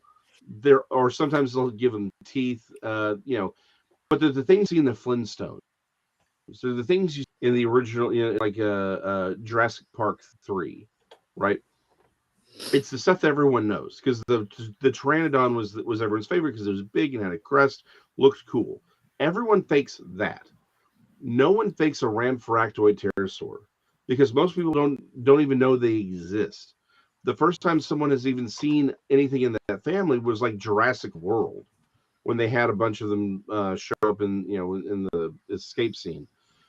So that's the only photograph I've ever seen that made me think that's got a really good chance of being real, because A, it doesn't look like it's been manipulated, and B, if you're going to fake something, people would tend to fake a pteranodon, not a ramphoractoid. Everything else I've seen is just they're obvious fakes. My favorite one is the one that it's one of these several Civil War photographs that gets passed around, and they're staying on it, and this thing has big bulgy eyes and teeth. And everyone's like, man, look at this photograph from the Civil War, and it's like, guys, that was for a television show called Freaky Links. Lauren Coleman has the actual model that was used in the photograph at his museum. Like, it doesn't even look like it's a real creature. It looks like it's a cheaply made prop. I mean, it just looks like a prop. I'm like, what? How did you get fooled by this? Like, some of these are really, really good, but that one's just terrible. Sometimes you just get fooled. Yeah. Well, and again, I could introduce you to a few exes to prove that. I feel you there. I feel you.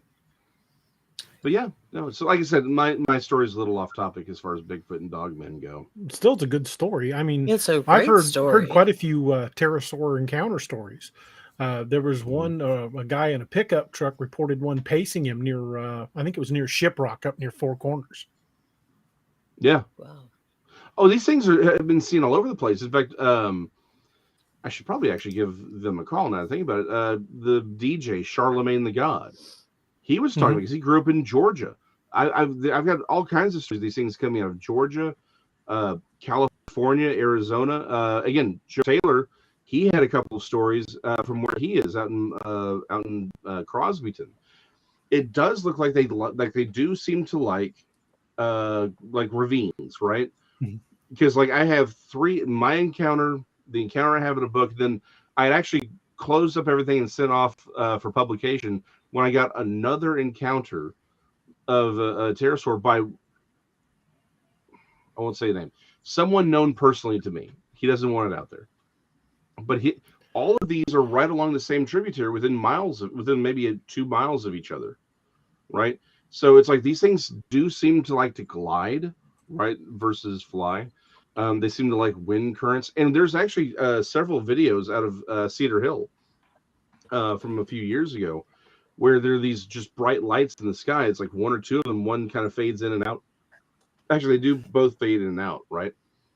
And it's and they're moving. Like at first you think, okay, so it's a UFO because these are in front of storms, right? But they're too small and they're independent. And the way they look is like if you had hung a lantern from the neck of a vulture at night, that's what you're looking at. Well, again, a lot of people think the rope-in, which is supposed to be a living pterosaur, is bioluminescent. We have the Van Meter Visitor, which apparently could light up. Again, by the way, the book here, I do this bit on the show all the time, so let me go ahead and pull this up. Metroplex Monsters, Dallas Demon, Fort Worth Goatman, and other terrors of the Trinity were available wherever books are sold. But trust me, you'll want to order them on at Amazon or Bumble.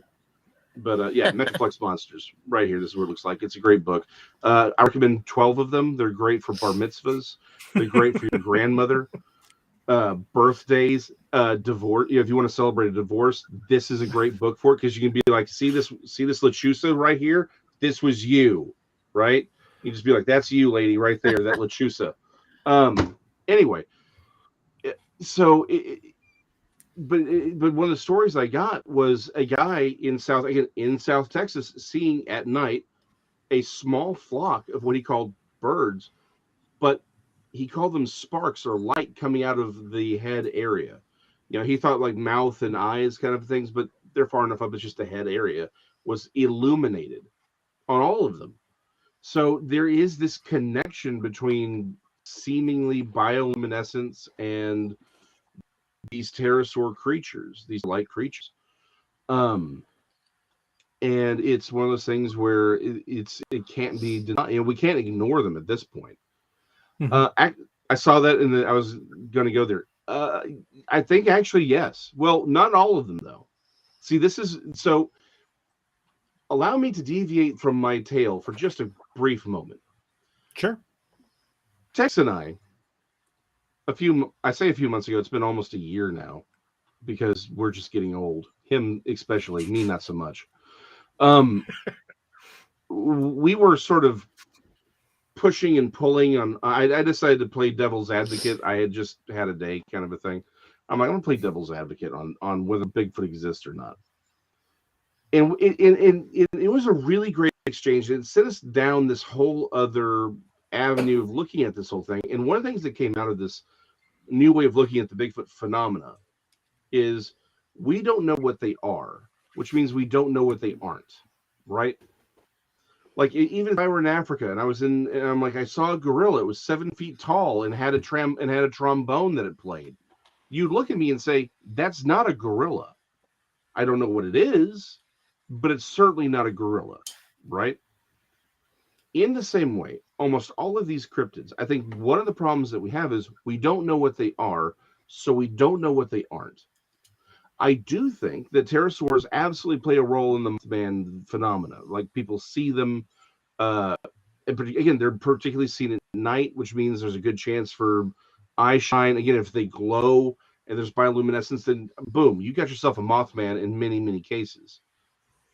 But some of the Mothman encounters don't necessarily seem like like what you would expect a pterosaur to look like. Now, that being said, Point Pleasant, there's that famous photograph, right? Mm-hmm. Of what I actually have long thought that looks like a pterosaur, right?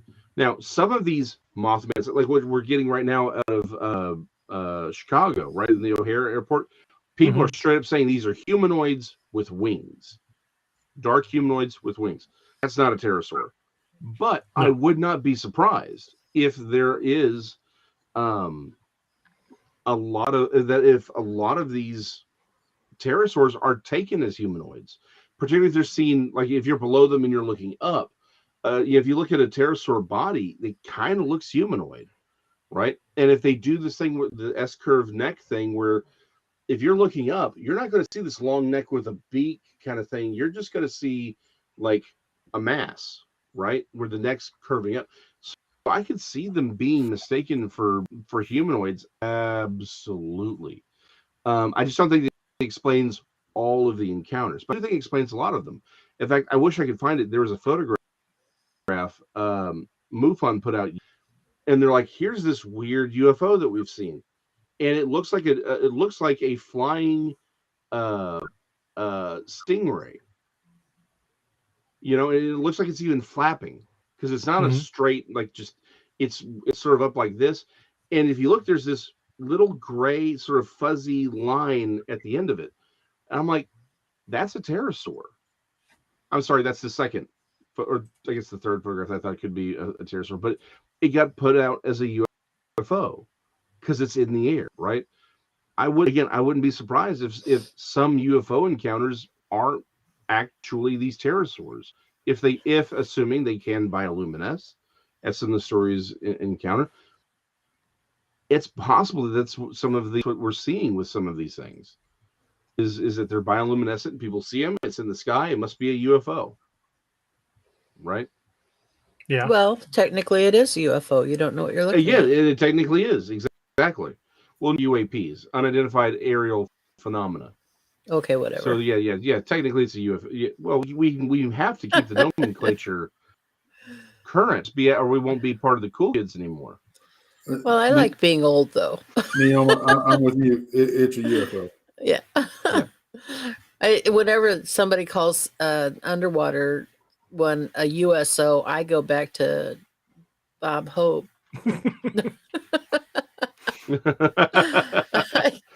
I've actually seen a USO, actually, but that's a whole other kettle. That's a whole other story. A show or a... No, I've seen one. Yeah.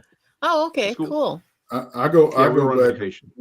Neil, I'm with you. I go back to the USO shows that I actually went to. So yeah. Well, there you go. See, I've never been to a USO show. I have to admit.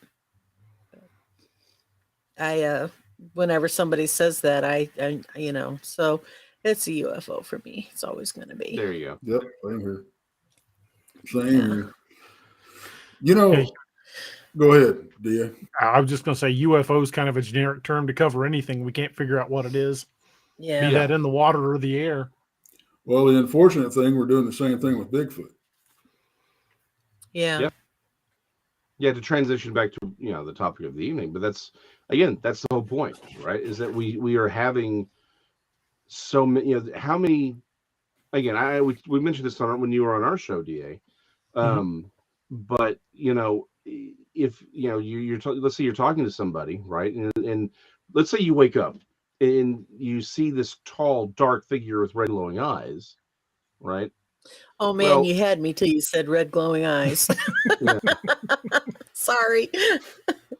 Go on. It's Tall, like, dark figure, well, red glowing I eyes. got you. I got where you're going. Hey, you know what? The red glowing eyes isn't necessarily, you don't know how it could be a good time. You don't know. Just saying, Absolutely. don't prejudge. True. You wake up, if it's in your home, it's a demon or a shadow person. But you wake up and you're in a tent in the forest, it's Bigfoot. Again, stop me if you've heard this. You go out and you're looking and you've got your camera, and all of a sudden it goes completely haywire, right? The electronics don't work on it anymore. Your phone you lose battery power. Or you take a photograph of a tree, some people in a tree line, and then you get the film developed, or you put it up online, you see a dark figure in the background you didn't see when you were there. You're recording stuff, and you hear and you catch voices that you didn't hear when you were there, right? Everything I described, paranormal and hunters, paranormal, researchers experience all the time. But so do Bigfoot hunters.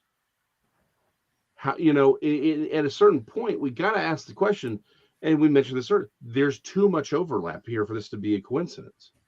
Now, I'm not saying that there isn't a physical Bigfoot. I'm just saying we have to at least acknowledge that there is a huge overlap with between the Bigfoot realm and the paranormal research realm, and that's a question we need to ask and actually address. I find it a little scary to acknowledge that, though, because it's almost as if you're saying Bigfoot's in my house, and I'm not cool with that. Yeah, it's Just like saying. You didn't knock or anything; you just came in, raided my fridge. Exactly. Yeah. And that's the question. One of the points we've had on the show, and Tex can elaborate on this because I've been talking for a while, is that do we know? Again, we don't know what Bigfoot is, so we don't know what it isn't. Well, Right. It's stuff we've ran into in the field. Going back to the conversation we were having earlier about the cameras going nuts, the batteries dying, all this type of thing. But if you go a little further and you talk about what we've been experiencing in the field, and not just us, we get this from a lot of researchers. Mm-hmm. A lot of researchers. I saw orbs when I was Bigfoot hunting. Mm-hmm. I saw, I heard voices. I heard this. I saw the big humanoid with the red glowing eyes. We had an orb on the show the other night. On Saturday night, one flew by my head. I saw it on camera, but it wasn't in. I didn't physically see it, but it actually flew by my head during the show. But if you're out in the woods, for some reason, all this gets crammed into the Bigfoot box, and it's, I'm sorry, I don't think it's all Bigfoot. As much as let's get on the term of mind speak for a little bit. I've got very dear friends that claim to, let's see, what does this say? Bigfoot still can be physical, but some encounters can be paranormal and not cryptids. And that's what we're getting into, Josh. Thank you. That's what we're experiencing. For some reason, all this paranormal experience, all these paranormal entities or phenomenon, either purposely are following these creatures around or inhabit the same territory, or it's just all coincidence. That's a little hard for me to believe. Well, yeah, like you were saying the other day when we were talking, you see something in the woods, if you see it at the foot of your bed standing there and it's dark and it's got red eyes, you think demon. But if you see it in the woods, you immediately think Bigfoot. There's no reason why it couldn't be one or the other. Right. Right. Especially if you're near a native burial ground or like we are, someplace. Yeah, or like out near a battlefield where a lot of blood has been spilled. I know there's a couple within short driving distance of where I'm at now, and they both have a long history of odd sightings. Well, and to that point, it's when we go back to talking about again some of the paranormal phenomena, particularly when you talk about batteries dying and things like that. People have that encounter in Iceland when they're looking for elves, right? Yeah. It's like this is a real phenomena that is occurring. Again, to Josh's point, yes, that's our basic thesis right now is there is a physical Bigfoot. It is a hominid. It lives, it breathes, it poops, it eats, it does what it does. Then there's the paranormal phenomena. The question is why is there an overlap? Again, to my Jane Goodall thing, I don't recall Jane Goodall shooting orbs, and it's like, well, the troop disappeared in a blinding flash of light again today, right? Like, she didn't have those encounters, but the guys at Not Finding Bigfoot did. They just don't talk about it that often. Bobo will, James Fay, he's basically come out and said, yeah, I think this is paranormal, or at least there's a paranormal aspect. They talk about how, and they've even mentioned it a few times on the show, they said, well, these cameras had some weird failures. And you're like, you have an entire production team and y'all can't figure out how to set up a trail cam properly, right? It's like you start asking some questions here. Again, not saying we know what's happening, but it's like, okay, people have these encounters. All we're saying is, hey, there's a connection here. What is the connection on our side, or is it, again, to Tex's point, is it maybe coincidental? But let's look at Brown Springs. We know it's an Indian burial, or it's an old Indian burial mound, not just ground mound. That changes things. Burial mounds are unique. Well, again, where is the burial mound? It's right next to the Red River. Why? Because the American Indians who built it needed access to the water, because we need water to live, right? Well, Bigfoot, if they are migrating, we know they follow creeks and rivers, and that's their highway. Well, then, and yeah. not only that, Brown Springs is unique, though, because you've got the Indian mound there, which was in turn used by an Indian guy that owned over 100 slaves. And then it was used by white people. And then some idiot came along and built a hog pen on top in the cemetery to use it for drainage, because it was sitting up on high ground. You desecrated that. I mean, that's disrespectful to a whole new level. Oh yeah. But getting back to Jason's point, you have the Red River right there. But what's unique about that part, that particular area, is there's a spring that bubbles up right at the bottom of the cemetery. It runs directly underneath the cemetery, and this water is it's crystal clear, and it's cold. So why wouldn't they? It's like, Jason, you're studying with the Caddos. If you want to find an Indian mound or something of the like, where do you look at a high point with fresh water? Exactly. So it's one of those things where, and my only point about pointing out Brown Springs is, you could say the Bigfoot are there, and again, all of the very obvious paranormal phenomena that happens there, right, that's the overlap. Or you could say, well, the Bigfoot are there for the same reason the American Indians built the mound there, access to water and food, right? Again, where people are like, hey, I'm the first one to say I love mapping out locations where people have seen, Bigfoot, right? But let's ask the question, and I think this is a question we never stop to ask when we're doing it. Everyone's like, look, there's this cluster right here. You mean the one around the city where people live? It's like, yeah. Do you know where you're not going to have a cluster of sightings? Out in the woods, deep in the woods, where people don't live and they don't go. There's no one there to see them. Again, if a tree falls in the woods and there's no one around to hear it, doesn't make a sound. It's like, these things could live, like, we could just be catching them when they're making grocery runs, for all we know, right? They're like, it's time to summon the Hamptons, right? And so they just go where we're comfortable. They're following the deer, but we're like, we need to look at this area because we have a bunch of sightings.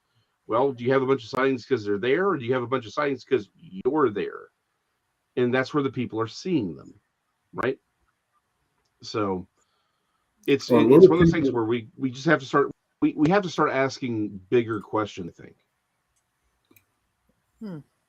You know, the question about Nephilim actually made sorry, I saw the question about the Nephilim. I made a video actually on my personal channel, Siru Papers, SIRU Papers, on YouTube. Actually, and I addressed that question there. Quick answer: I don't think so. I can't say no, but I don't think so, and I give all my reasons on the show. Well, you know, it's like we were talking about that one trip that we had that, you know, just everything went off the rails. I mean, don't get me wrong. I've had crazy stuff happen to me. I used to go out there a lot by myself, and I've had a lot of crazy stuff happen to me. But this one particular trip, when we had quite a few people with us, and I think everything that could have happened Bigfoot and paranormal wise happened in that 3-day period. It was just insane. And like we were talking about, we were up in the cemetery, and the whole, you know, what I was talking about, the lights went off at the same time. And Jason mentioned the things that we picked up on with the necrophonics thing. And because the 3 words that we got were Gracie, Solo, and Beast. Well, the reason those words stood out to us is Grace is the name of my truck, and Solo Beast. Well, somebody in the group had made a remark about Amy's husband. He's a big dude. Yes, he is. being a beast. And he was sitting down at the bottom of the cemetery, parked, waiting for us by himself.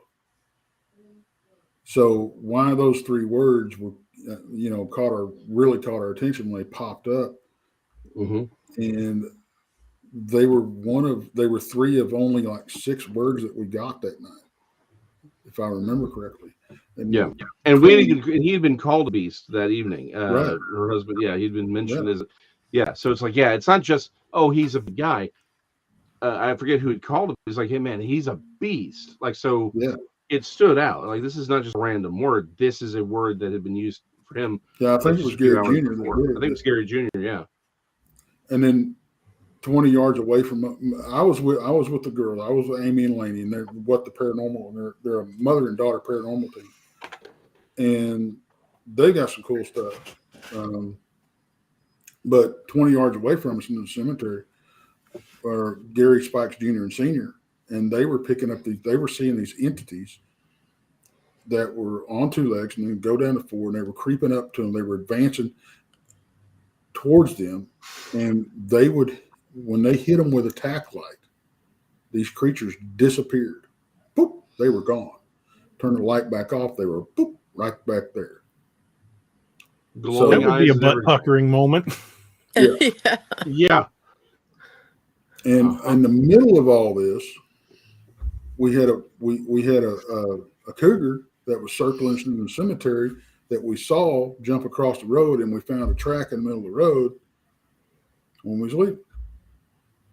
Now you throw into the fact that, you know, I think we told you last time we talked to you, we touched on the whole tiger situation. Yeah, from the Tiger King's sanctuary. Yeah, I think they have 17 cats unaccounted for. That, you know, and the new place that they've got up there, we were a mile and some change away from. You know, and this comes, you know, and it's not just a rumor that we heard. This was tribal police that told us this. You know, and I don't think it was something that we're going to tell you just because we want to spook you, because it didn't come across that way. It came across because we were talking about being armed, and we weren't armed at the time, but Jason was back at camp. And they said, well, that's okay. We encourage people, because I said, hey, we don't have any guns, just to let you know. And the guy's exact words to me was, well, that's okay. We encourage people to come armed down here.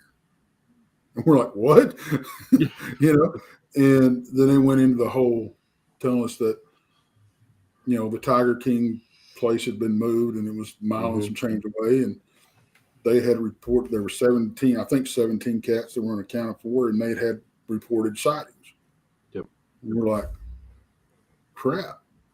You know, now we got Bigfoot, we got Dogman, we got little people, we got paranormal crap going on. Oh, well, let's just, and we got pigs, you know. Yeah, we got hogs. Yeah, let's just throw tigers in the mix. Yeah, maybe the tigers will help control the feral hog population. See, actually, I've had that same question. Like you say it offhand, but I honestly I expected to run across more hog than we have.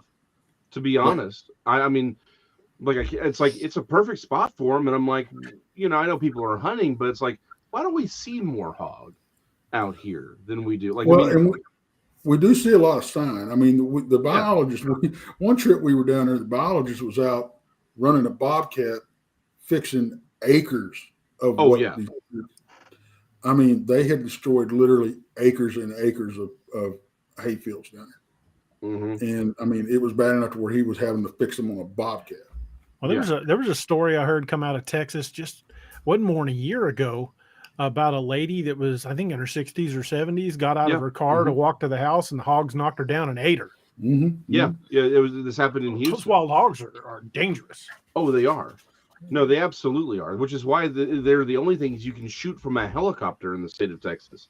Like the state's like, please kill these things as fast as you can. And to tie this back into a more, cryptozoological thought here, and this is actually something I mentioned in my book, Metroplex Monsters, Dallas Demon, Fort Worth Goatmen, and Other Terrors of the Trinity River. I put the link to that in the chat, so hopefully you get some sales. Yeah, actually, all of my little booklets are on Amazon, but you can find this at Amazon or Barnes & Noble, anywhere fine books are sold, and even some questionable and sketchy books are sold as well. But like Irving, Texas, right? It is, again, it's right there with Dallas. It's just a concrete sprawl. It's a continuation of downtown Dallas, right? Has over at least 1,000 feral hogs in it. Nobody sees them, but we know they're there again because of the sign. They tear up thousands of dollars worth of people's gardens and lawns every year, but no one ever sees them. It's not like they're hiding out in the sewers like the Ninja Turtles, right? There's one of the things I talk about in the book is this idea called the Green Wall. The Trinity River runs right through downtown Dallas. Again, that's why Dallas is there. That's why Irving is there. The whole 9 years, because we particularly back when this was all getting set up, the railroad wasn't there yet, and the Trinity River was a navigable river. So that's why DeSoto is right there off the 10 Mile Creek. They used it to get from point A to point B. So because of that, well, it floods every year. We have to have a large floodplain. Well, so you don't build where the floodplain is, and then you have this greenway. Well, that means there are these contiguous green spaces all the way from Fort Worth and even further north where the rivers are starting, right? Because there's 4 branches that meet, and it's just one large contiguous green space. Well, what else do we do? It's not just that it's a green space.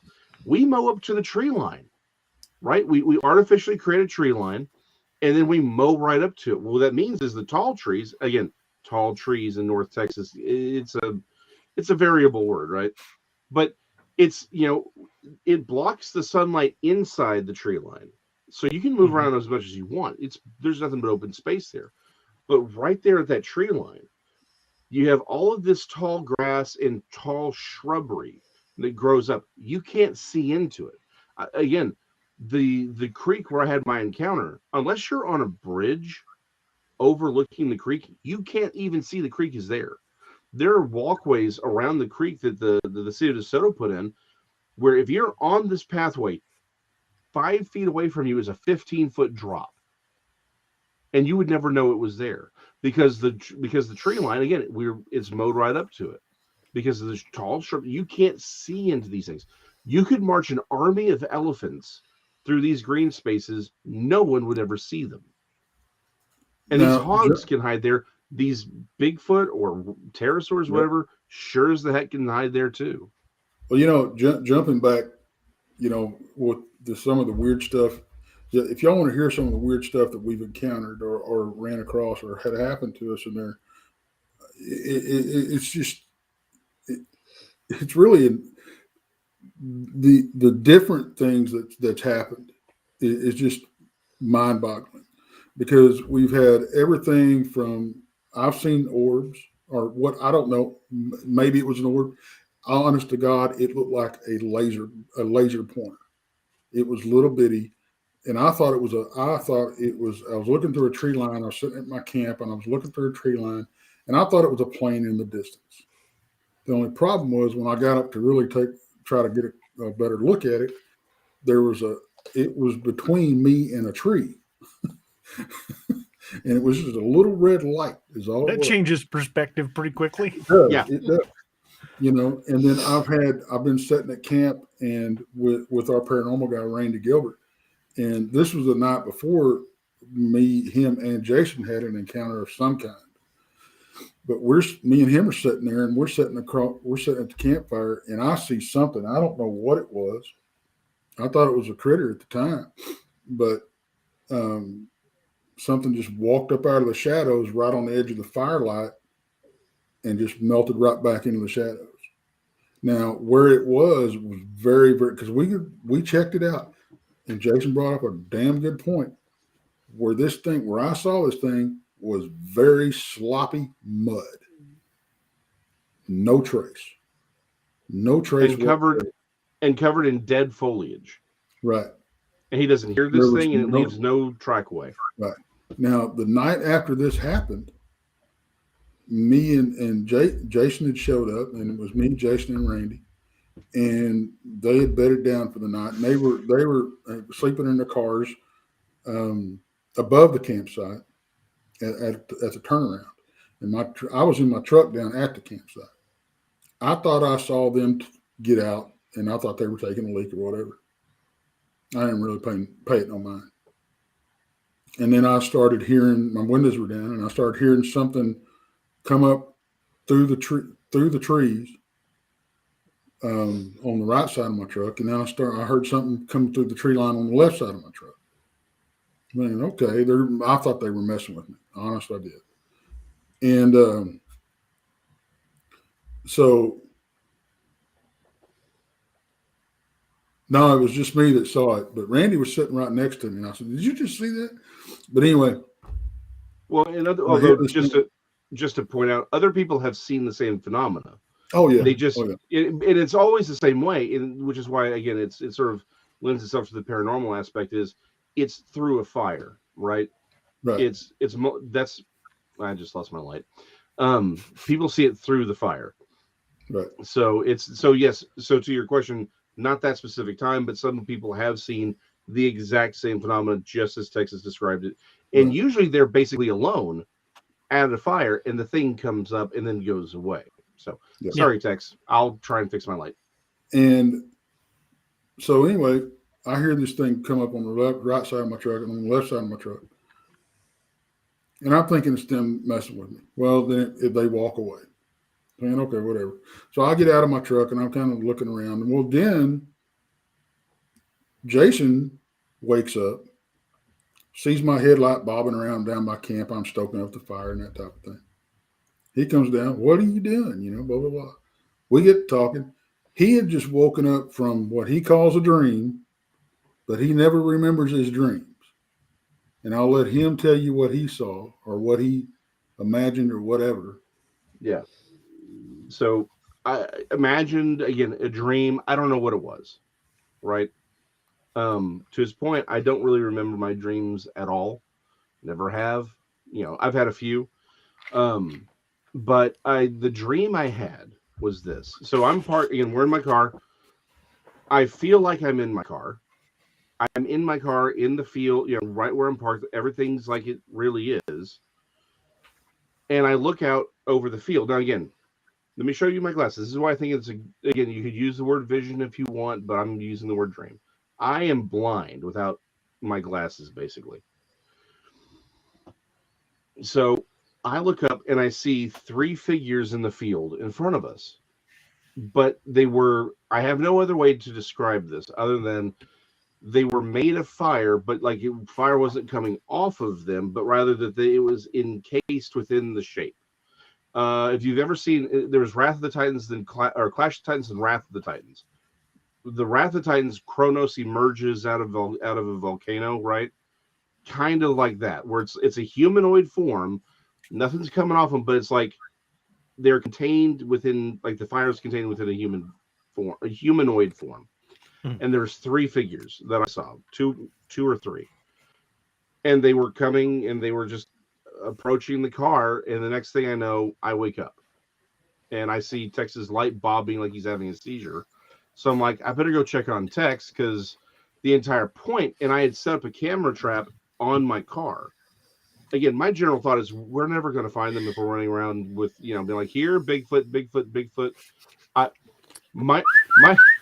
Exactly. Suey. You know, it's. I don't think they're going to show up. Depends on how good your biscuits are. Exactly. Well, actually, I make really good food. That's my point. I make good food. I put them out. I try to draw them in. Well, it's like they say, never trust a skinny cook. Exactly. That's a fact. Precisely. So anyway, and so to see his headlamp bobbing up and down, I'm like, he knows we're supposed to be letting them come to us. Like, we have a camera trap set up so that if they were to raid like we put up the containers you put food in. The word is gone and out of my head. Ice chest. Thank you. So, like, we were hoping to try and draw them in so they'd raid the ice chest and we could catch them there. And I'm like, you know, this idiot is out here twerking and, you know, with his headlamp on. He's gonna run him away. Now, there's an image I didn't want. Oh, you should see him do it when he's out there, man. He puts on the body glitter and those Daisy Dukes. It's a finds a narrow tree to use as a stripper pole. Yep. Oh, he brings one with him. It has a concrete base and everything. You hammer in the little stakes, and then he goes at it. I actually felt a piece of my brain die just now. Thanks. You're welcome. I'm just saying, like, he usually pour your sugar on me. Like, it's like the third song. So he's got a couple songs to warm up to. And then, man, he breaks that out and he's just spinning around that pole. He's had some time to develop his show. It's something to see. I have to admit, I just need to know why you're turning your cameras towards the Bigfoot. So the plan is to draw Bigfoot in with a stack of singles. Yeah. Oh yeah. Exactly. Yeah. Bigfoot, make it rain. Exactly. Bigfoot, make it rain. I'm the only person I know that's had a Bigfoot walk up and put a dollar in his G-string. Hey, we got to get that evidence. Right, and so Tex is the man, the body glitter, the whole 9 yards. Like I said, as soon as one Bigfoot goes and starts Joe Bidening him and sniffing his hair, we got hair samples. Right, we can get the trackways, we can get good photographs. I'm just saying, the man puts it out there for the field, and he is an unsung hero for that, particularly with those Daisy Dukes. So anyway, so I got to talk to him, and this is where Tex, you can take up your side of the story. Or do you even want to at this point? I'm sorry. He was reminiscing about that poll. Yeah, he was. He's like, man, it's like, do I really want to change my last song? You know, to Danger he was thinking Zone? about how it felt when Bigfoot slid that one into his G-string. Yeah, it sent shivers down my spine. But after the fact, me and Jason, we got to talking, and we sat down and we talked, and then we was going to wake Randy up, but he hadn't slept the night before, so we was letting him sleep. And about daylight, when Randy got up,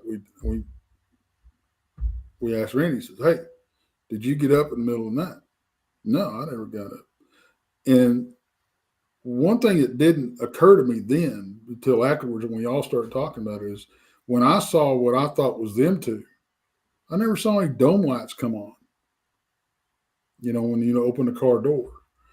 And Randy was like, "No, but Jason got up and he walked by my car to go pee or something."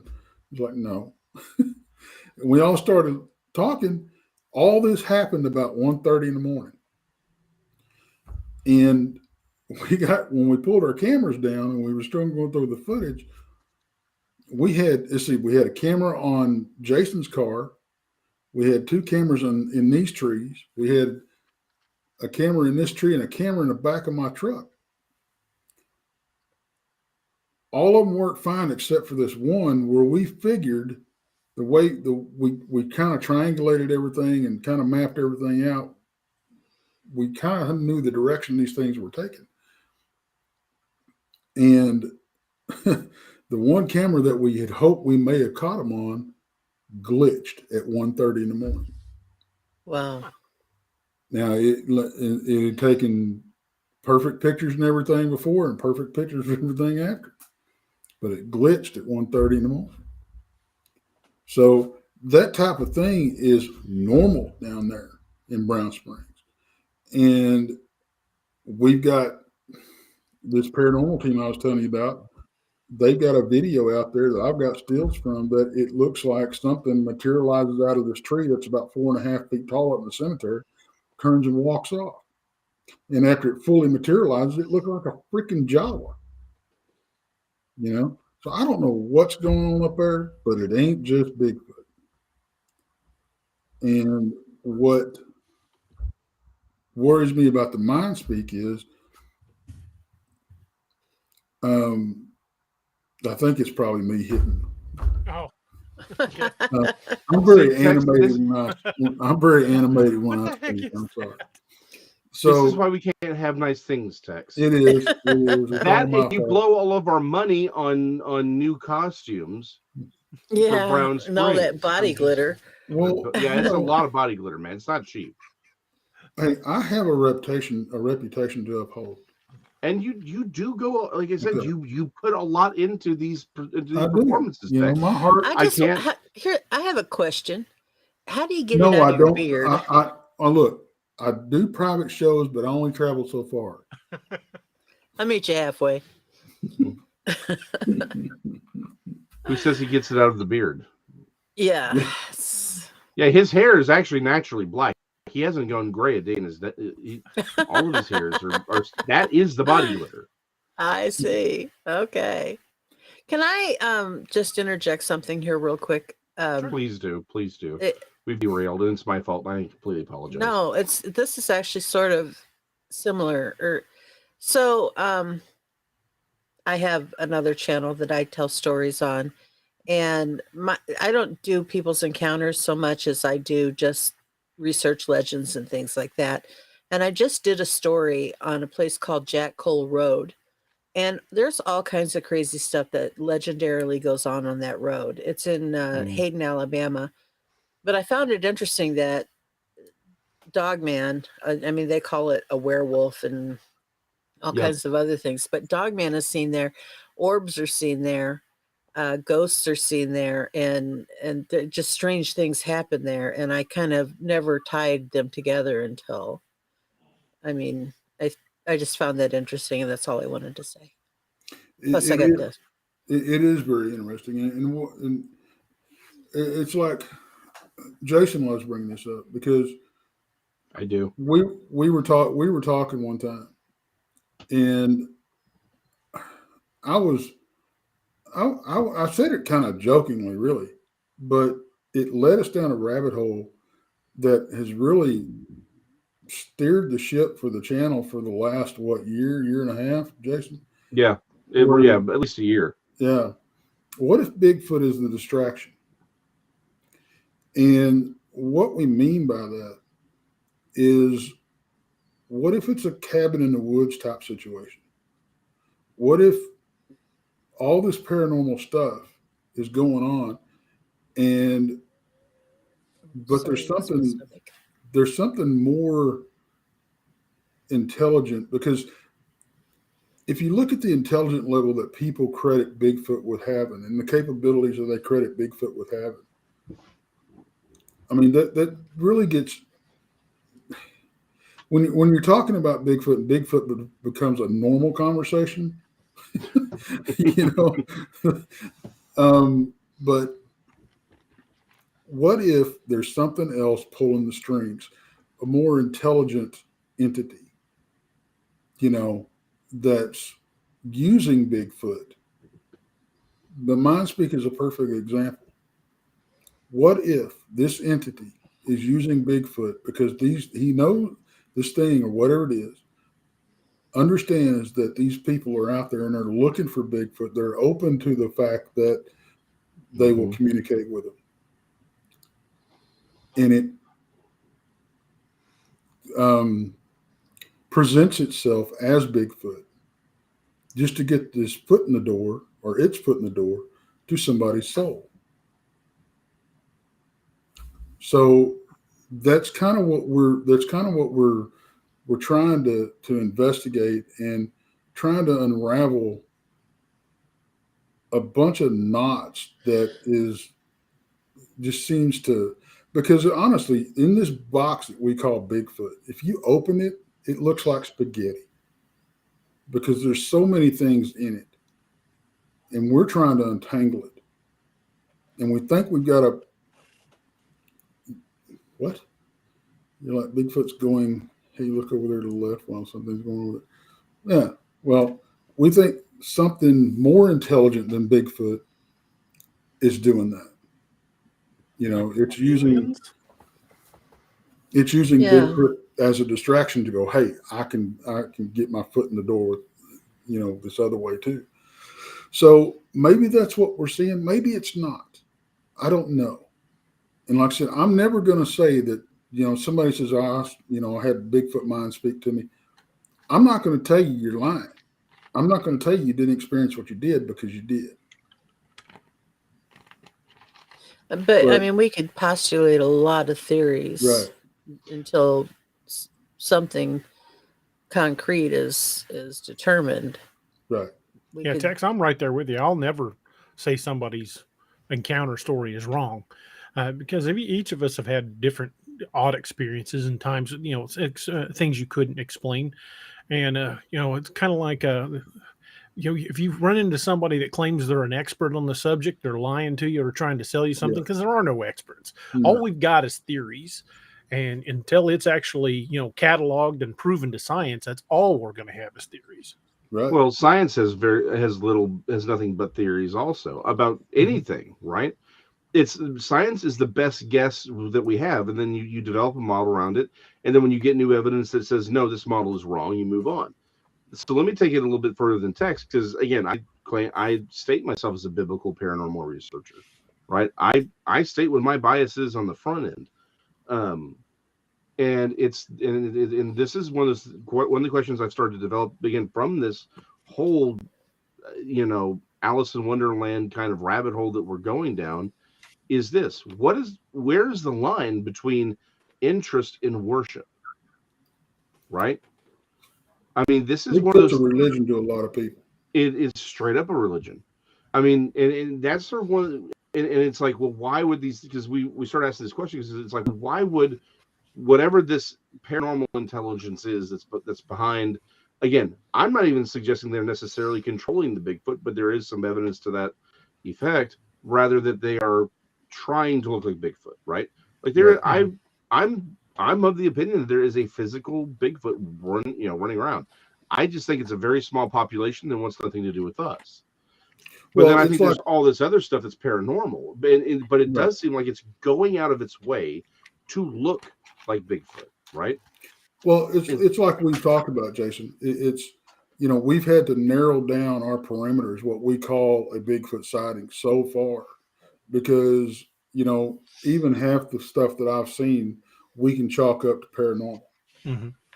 The only two sightings that I think that I've had as far as Bigfoot that are reliable are the two daylight sightings. And I saw one at about 50 yards, and he popped up out of a wheat field.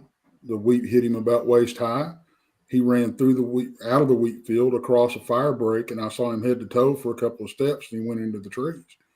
The other daylight sighting, I saw him through binoculars, you know, and about 40 yards out of camp, hugging a tree, you know. So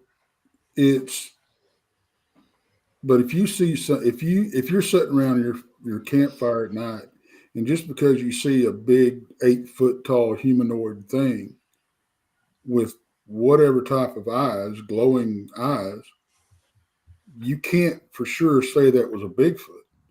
Now, if you can pick out details, Mm-hmm. Okay, I'm willing to call that a Bigfoot sighting. But if you're just seeing a big dark shape, in fact, one of the best pictures that I didn't take the picture, but I discovered the creature in the picture. Was taken right at the bottom of the cemetery. This thing looks like Andre the Giant standing back in the shadows. That's what it looks like. And we went and took comparison photos. We could not recreate it. We took measurements, and it's anywhere from 12 to 14 feet tall. That's a big rascal. And once we started going through the history of this place, legend has it that there's a huge entity. Nobody calls it a Bigfoot. A huge entity or spirit that is watching over that area, that cemetery in particular, that area, that hill. And there was a remote viewer that said that they saw something old, something ancient, and they described it as being this tall, powerful entity. Right. And it's like, this is what was photographed, right? Right. And it's so again, the reason we've been forced down this road of saying, hey, hold up here. There's something else going on here. Again, I when I did this book, I did not want, and I'm not going to do the plug. We're too serious at the moment. I didn't want to do book like ghost stories, right? Because I'm like, there's 1,000 Dallas ghost stories. I want to do the cryptid stuff. And yet, as I got into the cryptid stuff, right, I got a Lechusa story. There's no way a Lechusa is a physical breeding population of owls, of giant human-sized owls with women's faces that follow individuals. But this Lechusa it wasn't just something that one person saw. Two people encountered it.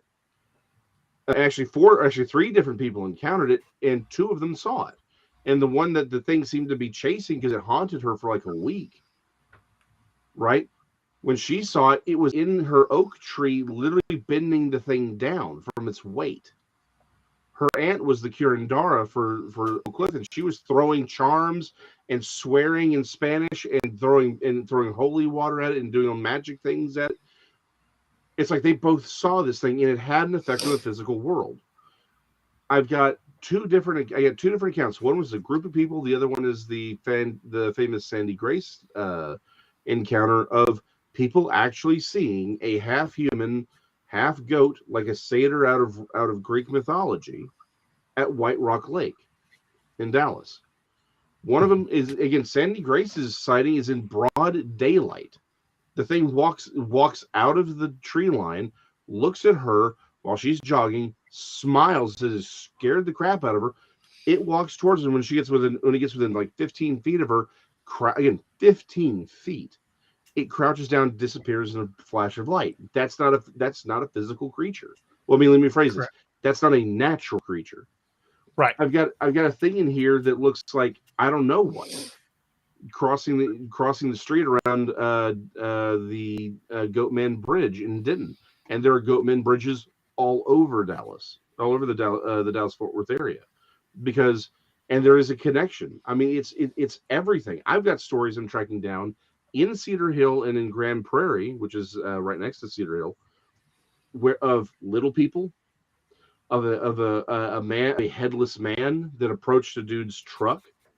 Right. And it's like, okay, these all sound like folk tales, urban legends, but the people swear it happened to them. The whole family vouches for these people. Like, no, I was there after this occurred. He came home, again, like Tex, white as a sheet, completely freaked out from these experiences. So at some point we have to ask the question, we have to start asking these different questions.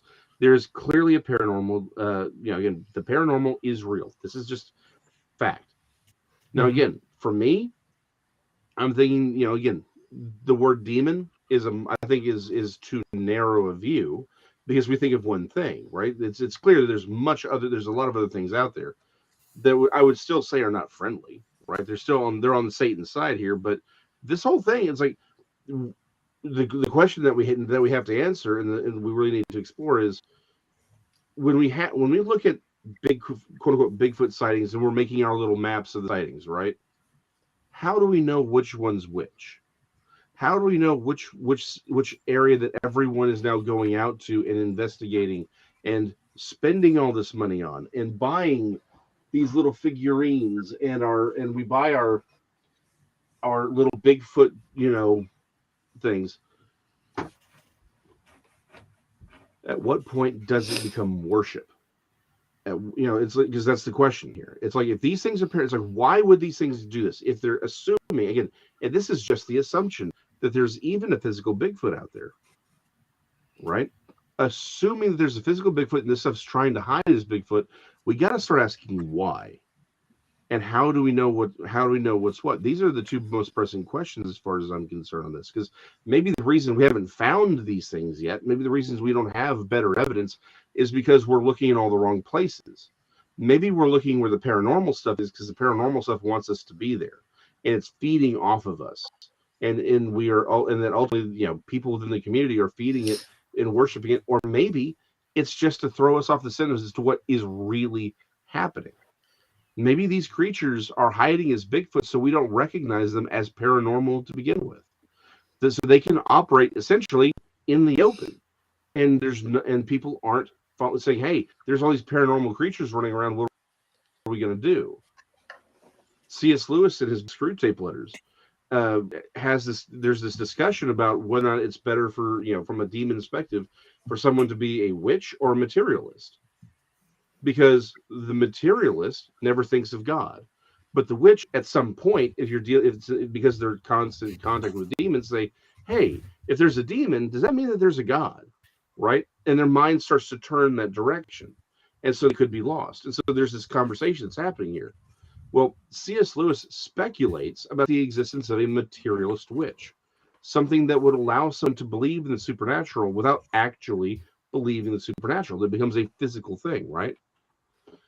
So that's sort of the question that we have is, are these things taking these forms to hide themselves so that people don't start to realize, hold on, paranormal, supernatural entities, if the supernatural is real, maybe all this other stuff is real, right? Now they can just, again, operate freely as Bigfoot. Again, I'm not saying there isn't a Bigfoot running around out there. I'm just asking if maybe the reason we're seeing these things in these areas, but we get zero evidence, right, of any real tangible evidence out of a lot of these places, is because it's not actually Bigfoot we're looking at. But when I was talking about the things that we've ran across and things we've experienced out there, we haven't even really touched on just the odd things that are not paranormal, that are not Bigfoot related. Well, I mean, they could be, but the folded clothes that we find and stuff like that, the suitcase that I found that had, pictures of a young boy and school papers. And then I found the body of a dog, that had been shot recently too, right next to it. And like I mentioned earlier, the folded, women's clothes, young women's clothes that we found in the woods, the male clothes that we found in another spot. It's, it baffles the mind. And then you throw into the fact that that's a popular body dumping area. Oh yeah. Where we go down there in Brown Springs. And it just keeps piling on and piling on and piling on. Well, the energy that all of this stuff, and then you have the drug activity too, the dark nature of the energy that is around that place. I'm not surprised at all there's a bunch of paranormal stuff. I mean, oh yeah, absolutely. The one night we were down there and I was going to take a group up to the cemetery. The same night we ran into we got surrounded by 5 cop cars before we went up to the cemetery. They were out there looking for basically a coven of witches that were sacrificing chickens. And so you've got some dark energy out there. Oh yeah. And they look at the number of Bigfoot and or Dogman sightings that have been in or around cemeteries. There are lots of them. Yeah. Yep. It's like almost like either what you're saying, it's something posing as one of those creatures, or they seem to be drawn to the energy of the place for some reason. For a long time, I had the theory that maybe it was the cemeteries, because a lot of Bigfoot sightings, a lot of Dogman sightings are in cemeteries, like you said, in or around. Maybe that's a first line of defense that they're using, because they realize that, normal people don't go into these areas at night. Good point. And maybe that it's almost kind of a safe zone for them to hang out in. But that was an opinion that I had years ago. A few years ago. But over the time and over the things that I've experienced out in the field, it's changed. I think that maybe it's, because I honestly, I was guilty of what a lot of green researchers do too, because when you're out there hunting for these or looking for these creatures, you get almost the same as buck fever. You get Bigfoot fever. Everything you see, everything you hear is Bigfoot. And it took me a while to go look, because I was doing most of my investigation solo. And it took me a long time to go, okay, look, I need to pump the brakes here because I've got other stuff going on and I can't let it run me off. When these things push, you got to push back, and it's, I don't know. It's to me, it's almost daring these things to show themselves, whatever they are. Yeah. Because, and then have open conversations with people on both sides, out of both camps, the gorilla camp and the woo camp, as it's called, or the Ric Flair camp, as we call it. But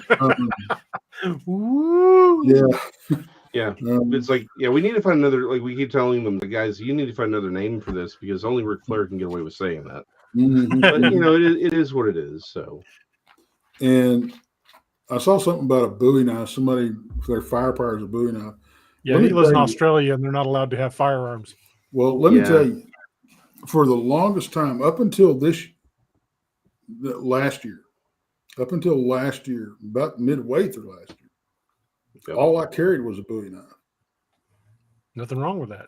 And it wasn't really until I had to run in with the travel police and when they told me about, when they told us about the possible tigers around that, and then we were having so many pigs come into the camp and all that kind of stuff.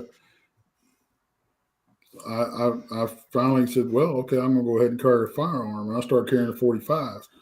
But it's like one of the first experiences I had. I was up in the cemetery by myself, and it was, 11:30, 12 o'clock at night. Do what? I love this story. I'm just going to sit here and enjoy it. So I walk up, and this was the second time I'd been up there that night. The first time I went up, I parked my truck at the base. I got out, and I was hearing whoops. I was hearing footsteps just all over the place. And I just didn't get a real good feeling about this. And I had shot my mouth off on air and said I was going to do this by myself. And I had everybody tell me, you don't need to do this. It's too dangerous, blah, blah, blah. And I said, well, I said I was going to do it, so I'm going to do it. So I go up there and I get out of my truck. And like I said, I'm hearing all this stuff. And I'm like, okay, well, maybe this wasn't such a good idea. And I get back in my truck and I drive, because I didn't have any at that point in time, there was no cell service there. So I had to drive a mile or two back up the road so I could get cell service, call some people. And they said, man, you don't need to go up there by yourself. You know, there's just too much activity going on up there. It's not safe. So, well, I got to do this. You know, I'll go back and check it out. You know, see what kind of vibe I get. Yeah, pardon me. And so I go back down to the cemetery. I get out of my truck. I'm still hearing stuff. I pick up a few whoops on my right side, and I'm still hearing a couple of footsteps, but it's not like it was, and the vibe had changed. It wasn't quite as intense as it was. So I decided I was going to go on up there. So I'm walking up the cemetery, and I've got this on audio. It's on our channel, and you hear me describing what I'm hearing, and I hear a growl on my left side, and I make the comment about, well, I just heard a little growl, but it kind of had a purr to it. And so I walk on up in the cemetery. All I've got with me at that point was a pocket knife, a pen light, and a little old cheap pen light, and a phone with no service. So I get up to the cemetery, top of the hill, and I'm looking around. I look back over my left shoulder, and I see this eye shine about 2.5 feet off the ground in these trees. And these eyes are about this big around, and they're about 8 to 10 inches apart. And I'm like, okay, this is cool. You know, this is what I come up here for. I thought it was a critter. I'm sitting there, and it's kind of playing peekaboo behind a tree with me. I thought, man, this is cool. And then it stood up. And when it got about 3.5, 4 feet off the ground, I decided it was, time to kind of back out. And I said, oh, shit, it's time to go. So I turned around, I walked back down the hill. Well, fast forward a couple of years later, then we run into the tribal police, and they tell us about possible tigers being in the area. And that could have been a bad day. Yeah. So these years between that encounter and when I got mixed up with Jason and P3 Productions and Amy and What the Paranormal and all that, I'm doing all this. I'm going out there solo, and I'm still thinking that I encountered a critter, and I'm having all this crazy stuff happen to me when I go out there. I got stuff walking up to my camp. I'm getting rocks thrown at me, the whole 9 yards. And then we find out about the tigers, and I get grounded. my team set me down. They had a what do you call intervention? Intervention. Yeah, we had an intervention. Because we were just supposed to have a powwow. I don't know if they planned this or what, but we sat down and have a powwow one night online, and the next thing I know, I'm getting grounded. I can't go up there by myself no more. Well, here's the thing: is we were on air. So okay, the intervention came later, but we were on air, and I'm like, Tex, he goes, yeah, I'm like, you know all those, that one story you always tell about the eye shine. He goes, yeah. I'm like, you said there was a Bigfoot encounter, right? He goes, well, yeah. What else could be out there? Well, and I just looked at him. We were just told that there were tigers out there. That does sound a lot like a tiger, particularly with the whole purring thing. And he's like, no, that is... Well, he may be right about that. But it's like it dawned on him. It's like, yeah, it's like, here's the worst part. Like, these are big, like, again, if the big cats are still out there, they were raised by people, which means they have no fear of humans. Like, that's a bad combination. So yeah, he is. Well, the question have they developed a taste for us? Well, but see, and I think it's the opposite. I think it's the exact reason why we haven't. There's a couple of reasons we haven't had any human attacks by if they're out there. Okay. Yeah. That's an if. That's solid if. If the tigers are out there. I think that's why we haven't seen any attacks, is because they were raised up around humans. They don't see humans as food. Plus, all the other game that is plentiful out there. just, thousands of deer, pigs, the whole 9 yards. So, and there's plenty of trash for them to root around in at the casinos that are just down the road. And how many meth heads disappear, though? That's all I'm saying. Like, maybe they're like, we'll just wait for the next meth head to come and pass out. Well, and the thing about it is, not enough meat. A little too stringy. it's like 2 weeks after we filmed that documentary, the Brown Springs, the search for Bigfoot, there was a body found down on the river, and they have yet to release any details on that. We get a lot of that in Kentucky. Yeah, a lot of. We're not going to tell you anything about it. It's not a Bigfoot attack. It's not a dogman attack. It's not a cover up. Don't ask. Yeah. Well, and you brought up a good one in Kentucky. They still have that one that they slipped up, and they said it was an unknown canid that killed that kid. Mm-hmm. That's the last I heard about that. They still haven't released anything about that. All that, and they probably won't. But they stuck their foot in their mouth when they said that. There's how can it be an unknown canid? Right. Come on.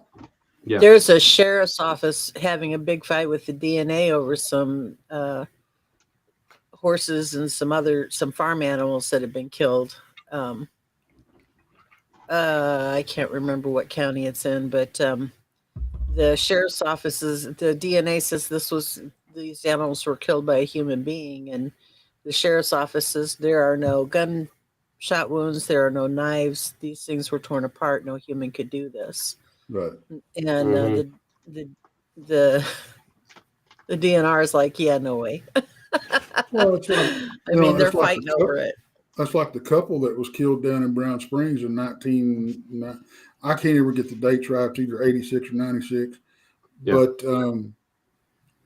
they found they were supposed. The story we've always been able to track is it was a couple and they were down there in parking, and then they didn't come back. Well, when they found them, she was on the hood of the car, spread eagle, tore apart and brutalized. He was found thrown over in the brush with his head turned around backwards. And everything we've tried to find out everything about this, and we're told that it's still an open investigation. They can't discuss it. Now, we heard something. What I think was it at the luncheon that we heard, or yeah, I think it was at the luncheon. Yeah. Somebody told us that they heard that the female was actually a biologist that was in the area studying animals that had gotten killed. So, and that throws a whole new wrinkle. Yeah, they said he was folded in half backwards too. But, some stories you hear that he was folded in half backwards and he had his head turned around. Some stories you hear he was just had his head turned around. Either way, it's a rough way to go, folks. Yeah, it doesn't sound pleasant. And the problem is we don't have an actual police report. No, and you're not going, and we're not going. Yeah. And if it's an open investigation, it's not subject to Freedom of Information Act either. Right. It's, that's a good way to avoid getting a lot of requests, is just leave it as an open case. Right.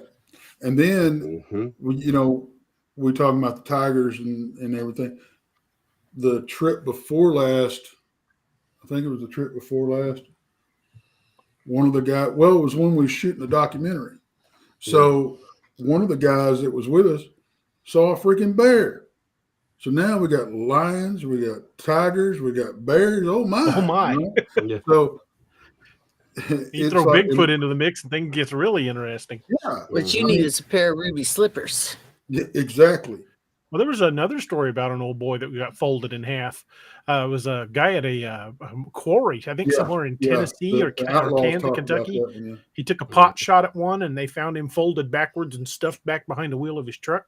Yep. Oh, yeah. I've heard about that. And again, it goes back to this is sort of only because I'm a stickler for, I'm one of those, sticklers for facts and things that we can prove. Again, sort of the objective things that we can look at. It's like all we ever have are stories in these. We're never going to get the actual police report. We don't have the photos of the bodies. Say, hey, look, this absolutely happened, right? All we get are people, is it being leaked? And they stay open because they have no leads, right? And what's going to happen? What's going to happen if I'm out there or we're out there and we stumble across something like that? It's never going to see the light of day. Pretty much. We're not going to be able to talk about it. Everything's going to be confiscated. Because what are you going to do? Run across something like that and not report it? Look at the guys with the torn up camp. What happened with them? What are you talking about? The guys that found the torn up camp and they reported it and they got all kinds of harassment for it. Oh, yeah. Mm-hmm. Oh, this stuff happens all the time. Again, it's not Bigfoot related, but there was a kid up in Indiana who was attacked by a bird that the entire neighborhood saw, right? Kid was all scratched up. The bird was supposed to be the size of a bus. Looked like a giant, condor. People, basically say it's a Territorn. Kid was, the mother fights it off. Well, it hits the papers. The kid is terrorized. People start leaving dead birds at his house. He gets called Bird Boy. Like, forget the government suppressing this stuff. Forget, sheriff suppressing this stuff. Our culture will suppress this stuff for us. Mm-hmm. Again, when I was writing the book, I didn't have to look real hard to find stories of weird things. I just had to ask and give them a reason to believe that I wouldn't call them crazy. That's all I had to do. Yeah. And nearly everyone I talked to had a story. And so, again, whether it's LBL, whether it's Brown Springs, whatever, all of these stories. Again, I'm the first one to say, unless we actually have we actually have documents and things to look at, I'm going to be kind of ambivalent about it because, again, I want objective material. But that being said, the fact that all of this stuff is as suppressed as it is, we have to assume that there's a lot more going on to realize. Well, that there's just, it's everywhere. We haven't even addressed the time loss incident that I had in Brown Springs. Yes. I mean, well, how much time did you lose? 6 hours. Wow. Yeah. And the weirdest part isn't even the time loss. It's what happened to the camera during the time loss. Yeah. What happened to the camera? Okay, so here, let me set this up for you. So, well, we're almost 3 hours into this. How about you just jump to the punchline? I'll do the Reader's Digest version. So we're down there and we're going through the bottoms down there in Brown Springs. Mm-hmm. Okay. And we had said, okay, we got there about 8:30 in the morning. About noon, we're going to head back because we got to get the guys' kids from school and on the bus and all that kind of stuff.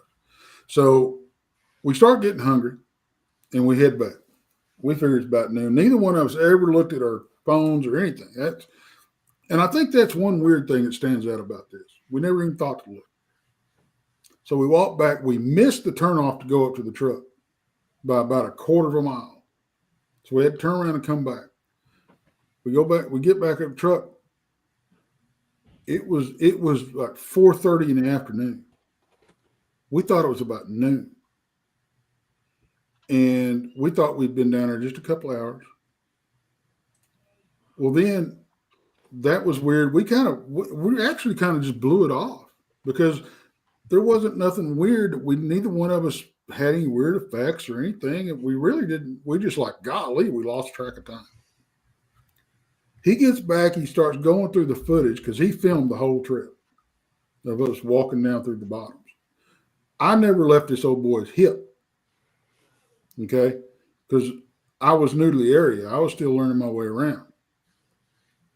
He reviews the footage. Number one, when a digital camera, when you film stuff, if you stop and then you start, it not only timestamps it, but it numbers it. 1, 2, 3, 4, right? Yeah. the sequences were all messed up. 1, 57, 9, 13. That's how it was on the card. That's not right. The footage, something or somebody had this camera and was sprinting through the woods, turning full circles, and neither one of us were ever seen. Wow. So I don't know what happened. That is probably the weirdest thing that's ever happened to me down there. And that's saying a lot. But that's the only time that I've ever happened that I was aware of. The last trip down there, and this is the kind of stuff that happens all the time down there. I'm sleeping in my tent. I wake up because I thought I heard one of the guys walking around my tent. And we were camping on a gravel surface. So you can hear crunch, crunch, crunch, crunch. And the way I got my cot laid out is I've got it in the corner of the tent. So my head's right by the corner of the tent. And I've got a cot and I've got an air mattress on my cot. So I'm pretty high off the ground. And I hear this, what I thought was one of the guys walking around. Okay. Well, then right next to my head, I get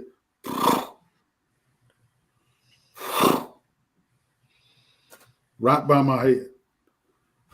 And I'm thinking, okay, well, it could be a pig.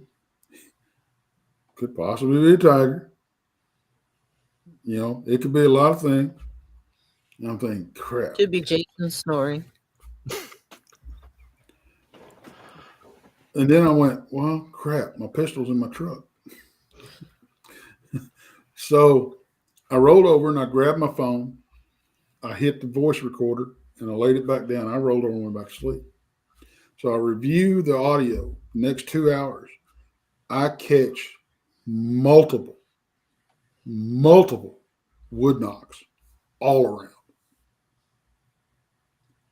And Wow. Different directions, different distances. I don't know what it was. So, but I thought, who knows? But I get that stuff all the freaking time. And the audio that we've got, there's a video on our channel that's called Weird Screams and Fireside Chat or something like that. We're all sitting around the fire talking about that was one crazy night that we had up there. And you hear something go off in the distance. And then right after that, the coyotes start picking up. They go nuts. I cannot identify what is screaming before these coyotes cut loose. And I've invited everybody I know to go, please analyze this. Tell me what this is. Because it sounds like something is being killed. And my never leaving the gun in my truck. That's I try to put it in the pocket on my either I lay it on my beside my cot or I put it in the pocket beside my cot on my cot. But I don't know. I just really don't worry about carrying a gun so much. It's more of a hindrance for me. I don't know. I carried from one for so many years as a cop. I feel naked when I don't carry one. So I've always got one, like usually in an inside the waistband. And if I'm out in the woods, I've got Bertha with me, which is what I call my Keltec KSG. Well, mine doubles as a boat anchor. I've got a High Point 45, and it weighs 37 ounces unloaded. So. I figure if you want a good way to get shot, hand me a gun. I feel bad about it, but I will shoot you. If not on purpose, by accident. You generally, yeah. But it's just the wide realm of stuff that we've had happen out there, and the things that we found. I don't think tree structures hold a lot of water with me, because especially in the area that we go. Because the floodwaters will get up to, you go down there and you can see the red marks on the tree about 15 feet up in the floodplain. I'm the same way with tree structures. About the only ones I put a lot of credence in are the ones that have been snapped off, ripped out of the ground, and driven back in. Right. Right. There's been two down there. Well, yeah, two down there that's really caught my attention. One of them was it was a live oak tree, a live oak tree about this big around. I couldn't get both hands around it. And it was about 3 feet off the ground. It had been twisted so far that it just exploded. And that takes a lot of force. It does. Mm-hmm. And it was down in the bottoms. There were no truck marks. There were no tool marks, anything.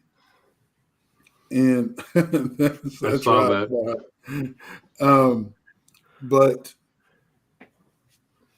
the only thing I can compare it to is back in the day when we were in elementary school. You're making those lanterns out of construction paper. Mm-hmm. That's what this thing looked like. All busted up and poofed out. Yeah, but it was still connected. This tree was still bleeding.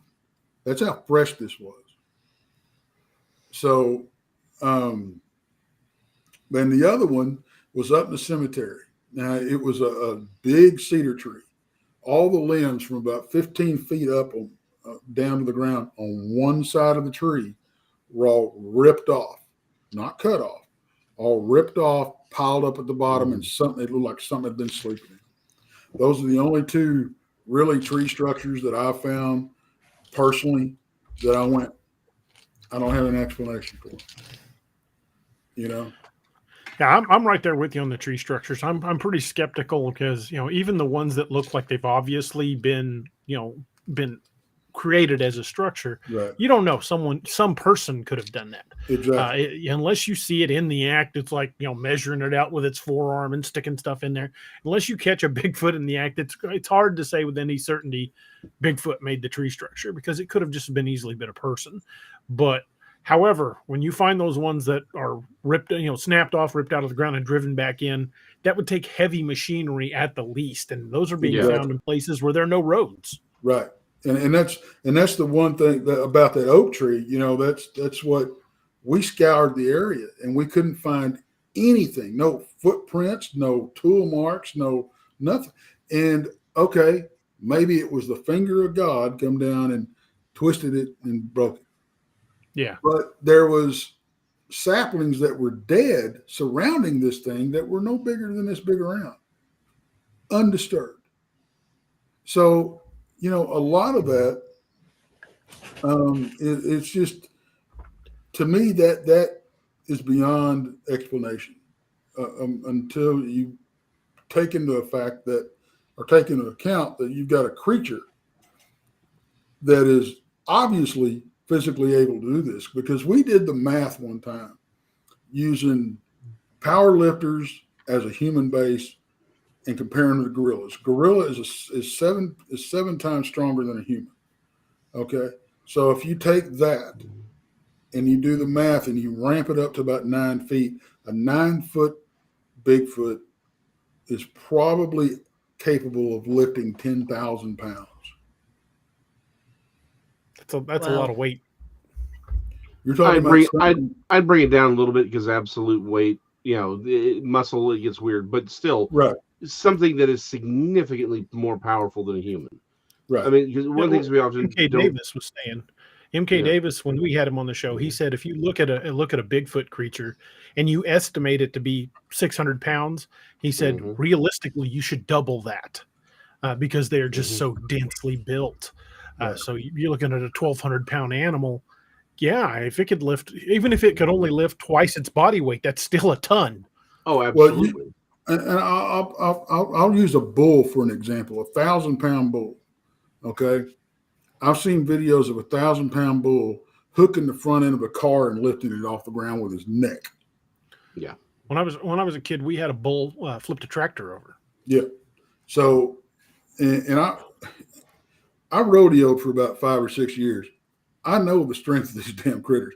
So, when you're talking about something that is that strong, it's just phenomenal when you trying to get your mind wrapped around it, what they can possibly do.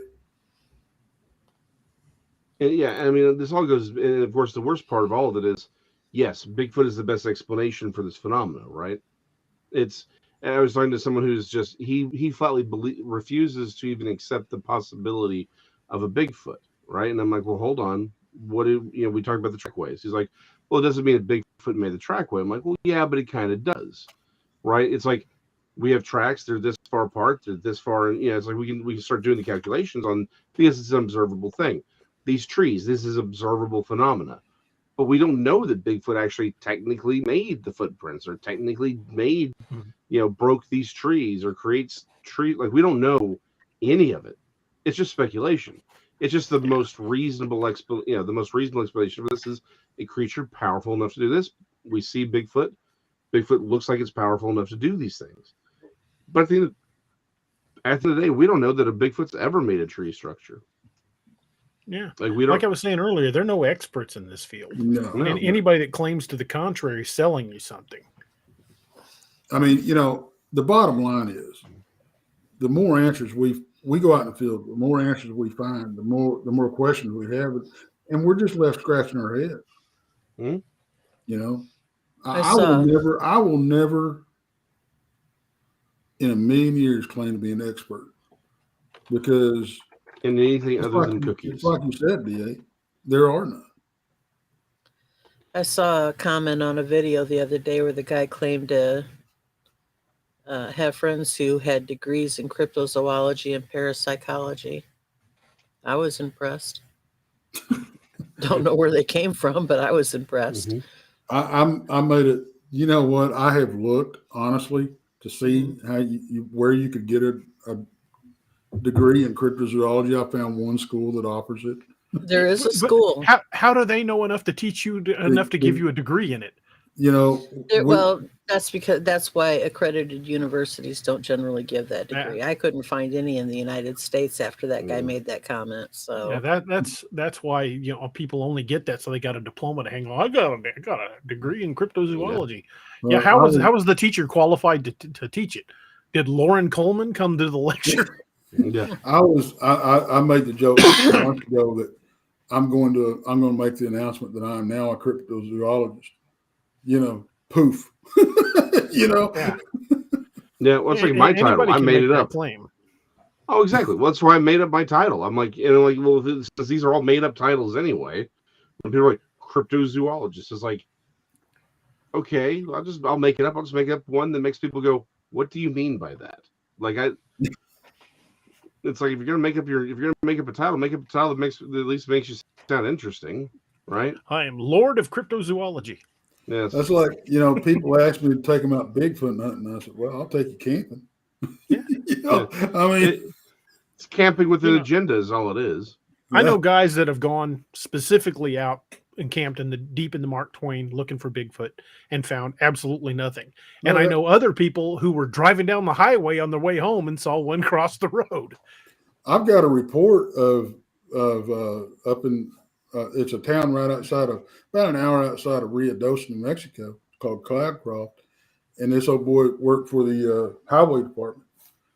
And they said they got a call on a wreck. And Cloudcroft is interesting because there's a road going in and a road going out. And it's on top of a mountain. And so they get a call on this wreck, and they respond to this wreck. And it's two cars that come around a curve or something. And anyway, they had sideswiped each other. And when they got there, it was two families. Both families were locked in their cars and refused to get out. Well, when they finally coaxed them out of the cars and got to talking to them, what had happened was right after the wreck, they got out and they were, everybody okay, blah, blah, blah, exchange information, whatever. This big-ass Bigfoot comes running out of the trees, slams his fist down on the hood of one of the cars, screams at him, and runs back into the tree. They jumped in their cars, locked doors. They wouldn't come out, Bigfoot has road rage. Yeah. Good to know. Yep. He didn't like what they're playing on the radio. Yeah. Why did they do stuff like that? I have my own theories. it just pissed him off. The loud noise spooked him. He might have been napping and woke him up. He Mm-hmm. might have been stalking a deer or something and, run him off, wrong time, wrong place type thing, But I don't know. It's just it's like some of the behavior that you hear about these things. And that's another thing that I always like to touch on anytime I'm talking, that you don't have to have a grandiose encounter for it to be a valuable encounter. A lot of people, I think, do, and they don't. Mm-hmm. They won't approach a lot of us that are on this platform because, I just saw him run across the road, or I saw something run across the road. The thing about it is those encounters are data points that we need in this field. Yeah. Mm-hmm. Any encounter, don't embellish your encounter. It does absolutely no good. It hurts us. Right. When I was a kid, I lived in New Mexico for a number of years in a little town called Clayton up in the northeast corner of New Mexico. And I was in Cub Scouts, and we would go down to the Philmont Scout Ranch and hike and camp and stuff. And it's a huge scouting area that the Phillips Petroleum Company donated to the Boy Scouts of America. And, kids still go down there all the time. But we were hiking up there one time, and we kept hearing something following us in the woods. And the scout leader's like, "It's just a bear. It's just a bear. Just keep walking." Years later, I looked at the area, and there are just dozens of Bigfoot sightings and encounters in and around that scout camp. I had, when I was up there in Rio Dosa, and I love Rio Dosa. That's where I plan to retire to. But Got a great racetrack there too. Oh yeah, Rio Doso Downs. Yep. And but anyways, we was in a restaurant, K-Bob's actually, and we were sitting there eating, and I was wearing one of my Bigfoot shirts, and this old boy kept, that's the guy that told me, this old man kept looking at me. That's the guy that told me about his best friend that worked in the whatchamacallit for the highway department told me this story. But my point is, a lot of people will talk to you when you've got wearing a Bigfoot shirt or something. They'll kind of open up to you. Mm-hmm. But anyway, we were out just kind of driving around. We saw some wild Mustangs, and we drove down this trail, and we was going to go look at them. And there's this old boy camped out. Well, I get out. I've never met a stranger. And it drives my wife. I'm the same way. I'll talk to anybody. But I go around talking to this old boy, and I got a coat on. I'm nothing Bigfoot about me or anything. I'm just talking to this old boy. And he said, "Where y'all from?" "Oh, we're out of Texas," and blah, blah, blah. He goes, I've been traveling across the country, staying at these national and state parks a couple of days, just making my way across the country. I said, "That's awesome, He goes, "Can I ask you a question?" He goes, "I was down in Texas not too long ago." He goes, "Y'all have any weird owls that we don't have anywhere else in the country?" And I said, "No, not that I know of." I said, "Why?" He said, "Well, when I was down, I can't remember I think it was Caddo he was staying at. But he says, I kept hearing this owl, but he said, and excuse me for this, but he sounded retarded."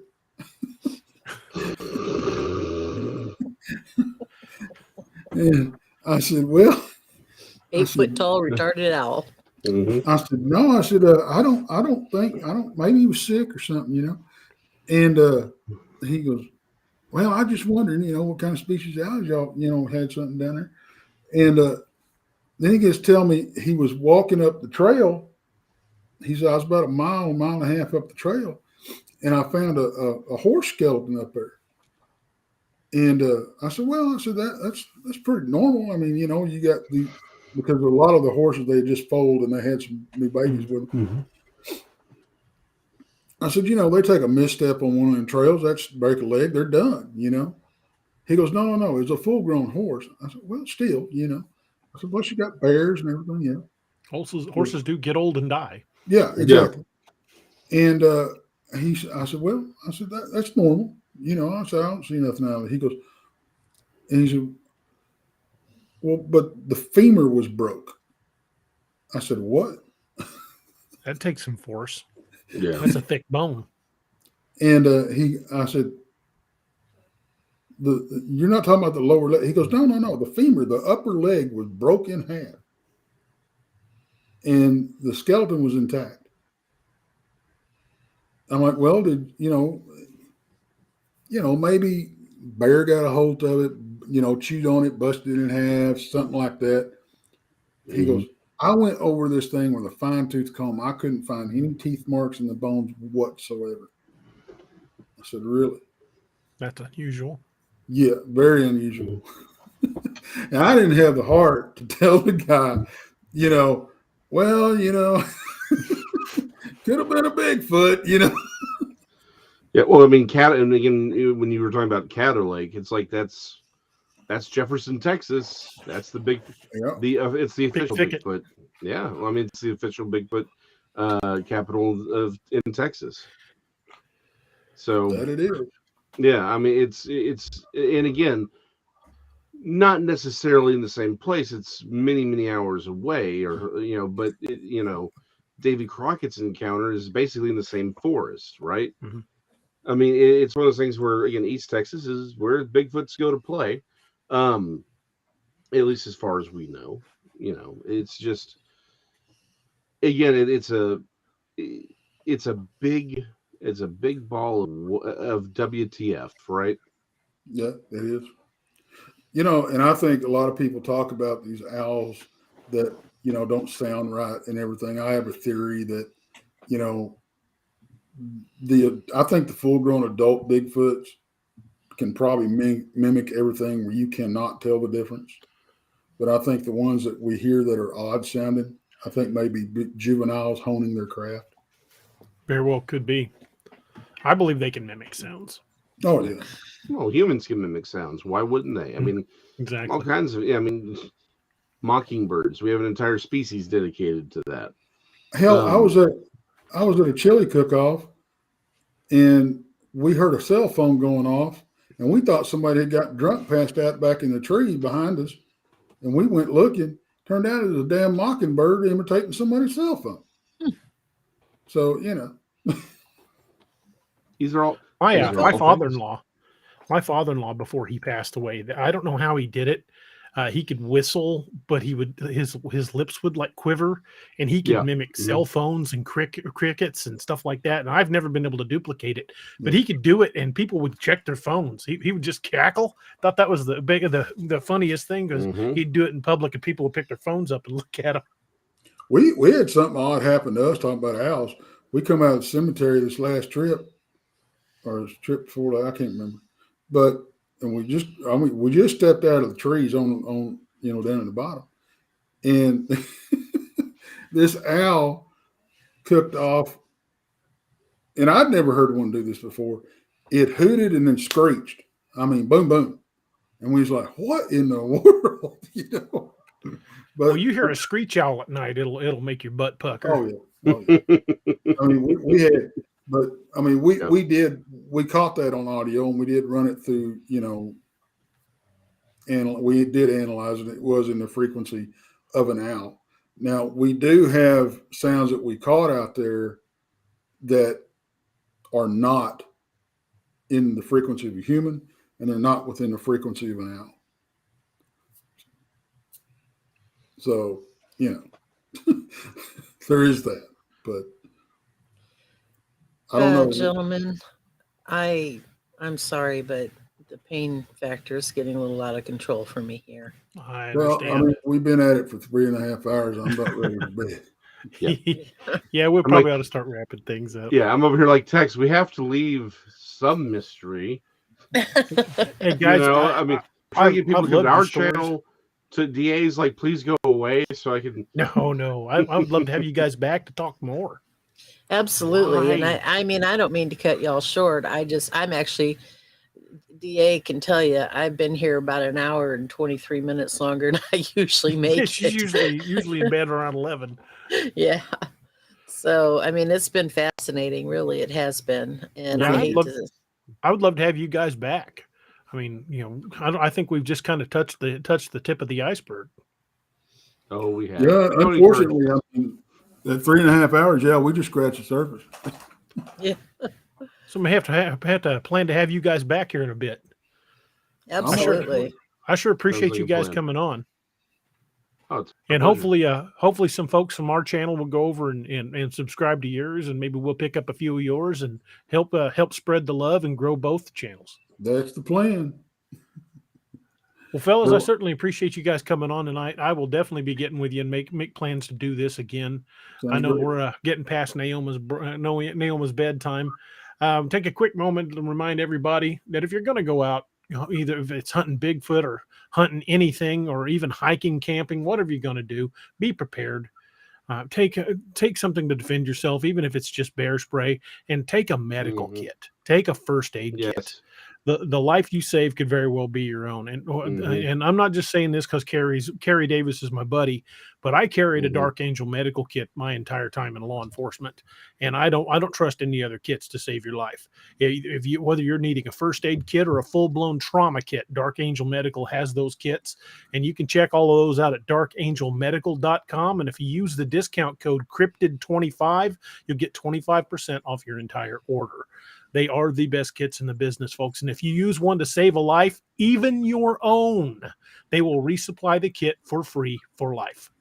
It's the Kit for Life guarantee. Nice. So it's a little bit of an investment to get you a good kit, but again, the life you save could be your own or somebody you guys love. If you guys want to email us your story, your encounter stories, or would like to have something, have us talk about a topic, you can contact us, me at daroberts@daroberts.net, or you can reach Naoma Finn at naomafinn@gmail.com. We would love to hear your encounter stories and maybe even have you on the show sometime. Guys, I appreciate the heck out of you guys coming in. It's been a great time. I've certainly enjoyed it. And like I said, I think we're just scratching the surface. I'll definitely make some plans to get you guys back on. Oh, and so you guys know, I talked to Kerry earlier tonight. He is doing better, and he will be joining us on Saturday. So you look forward to seeing Kerry Davis again on Saturday. He's been sick for 2 weeks, poor guy. So hopefully he's fully on the mend. Him and I were texting earlier before the show. So keep him and his family in your prayers, because I know he's really been struggling with it, but he said he should be healthy enough to be back with us on Saturday. So again, thank you guys for joining us. We really appreciate it. It has been an incredible show. And again, I think we're just scratching the surface, and we can really jump into this at another time. And I definitely want to have you guys back on. Appreciate you guys joining us. Everybody, thank you for joining us. Thank you. It's been a wonderful night. We've had an amazing chat group, great attendance on the show tonight. I've said this before. Say it again. We don't have fans. We have friends. We are so happy that you guys chose to spend the night with us, just sitting around chatting like old friends over a campfire. And that's just how we want the show to be, how we've always wanted it to be. And if you're interested in any of my books, you can check everything out that I've got in the current stable at daroberts.net. And if you've been following the books, just to let you guys know, Lakeview Man 3 is now in edits. So look for the release information on that coming up very soon. Once it clears edits, we'll get the cover finished, get the layout done, and Lakeview 3 should be coming very, very soon. Again, appreciate every one of you guys. I've said it before. I'll say it again. Stories are journeys we take together. And I want to thank each and every one of you for taking that journey with us. Hope you guys have a wonderful night, and we will see you guys on Saturday. Thank you for joining us tonight on DAX Machina. If you ever have an encounter of your own that you wish to discuss, contact us at daroberts@daroberts.net. You can remain completely anonymous if you wish. Pull your covers up tight and keep a nightlight burning bright. Oh, and did you forget to lock your doors?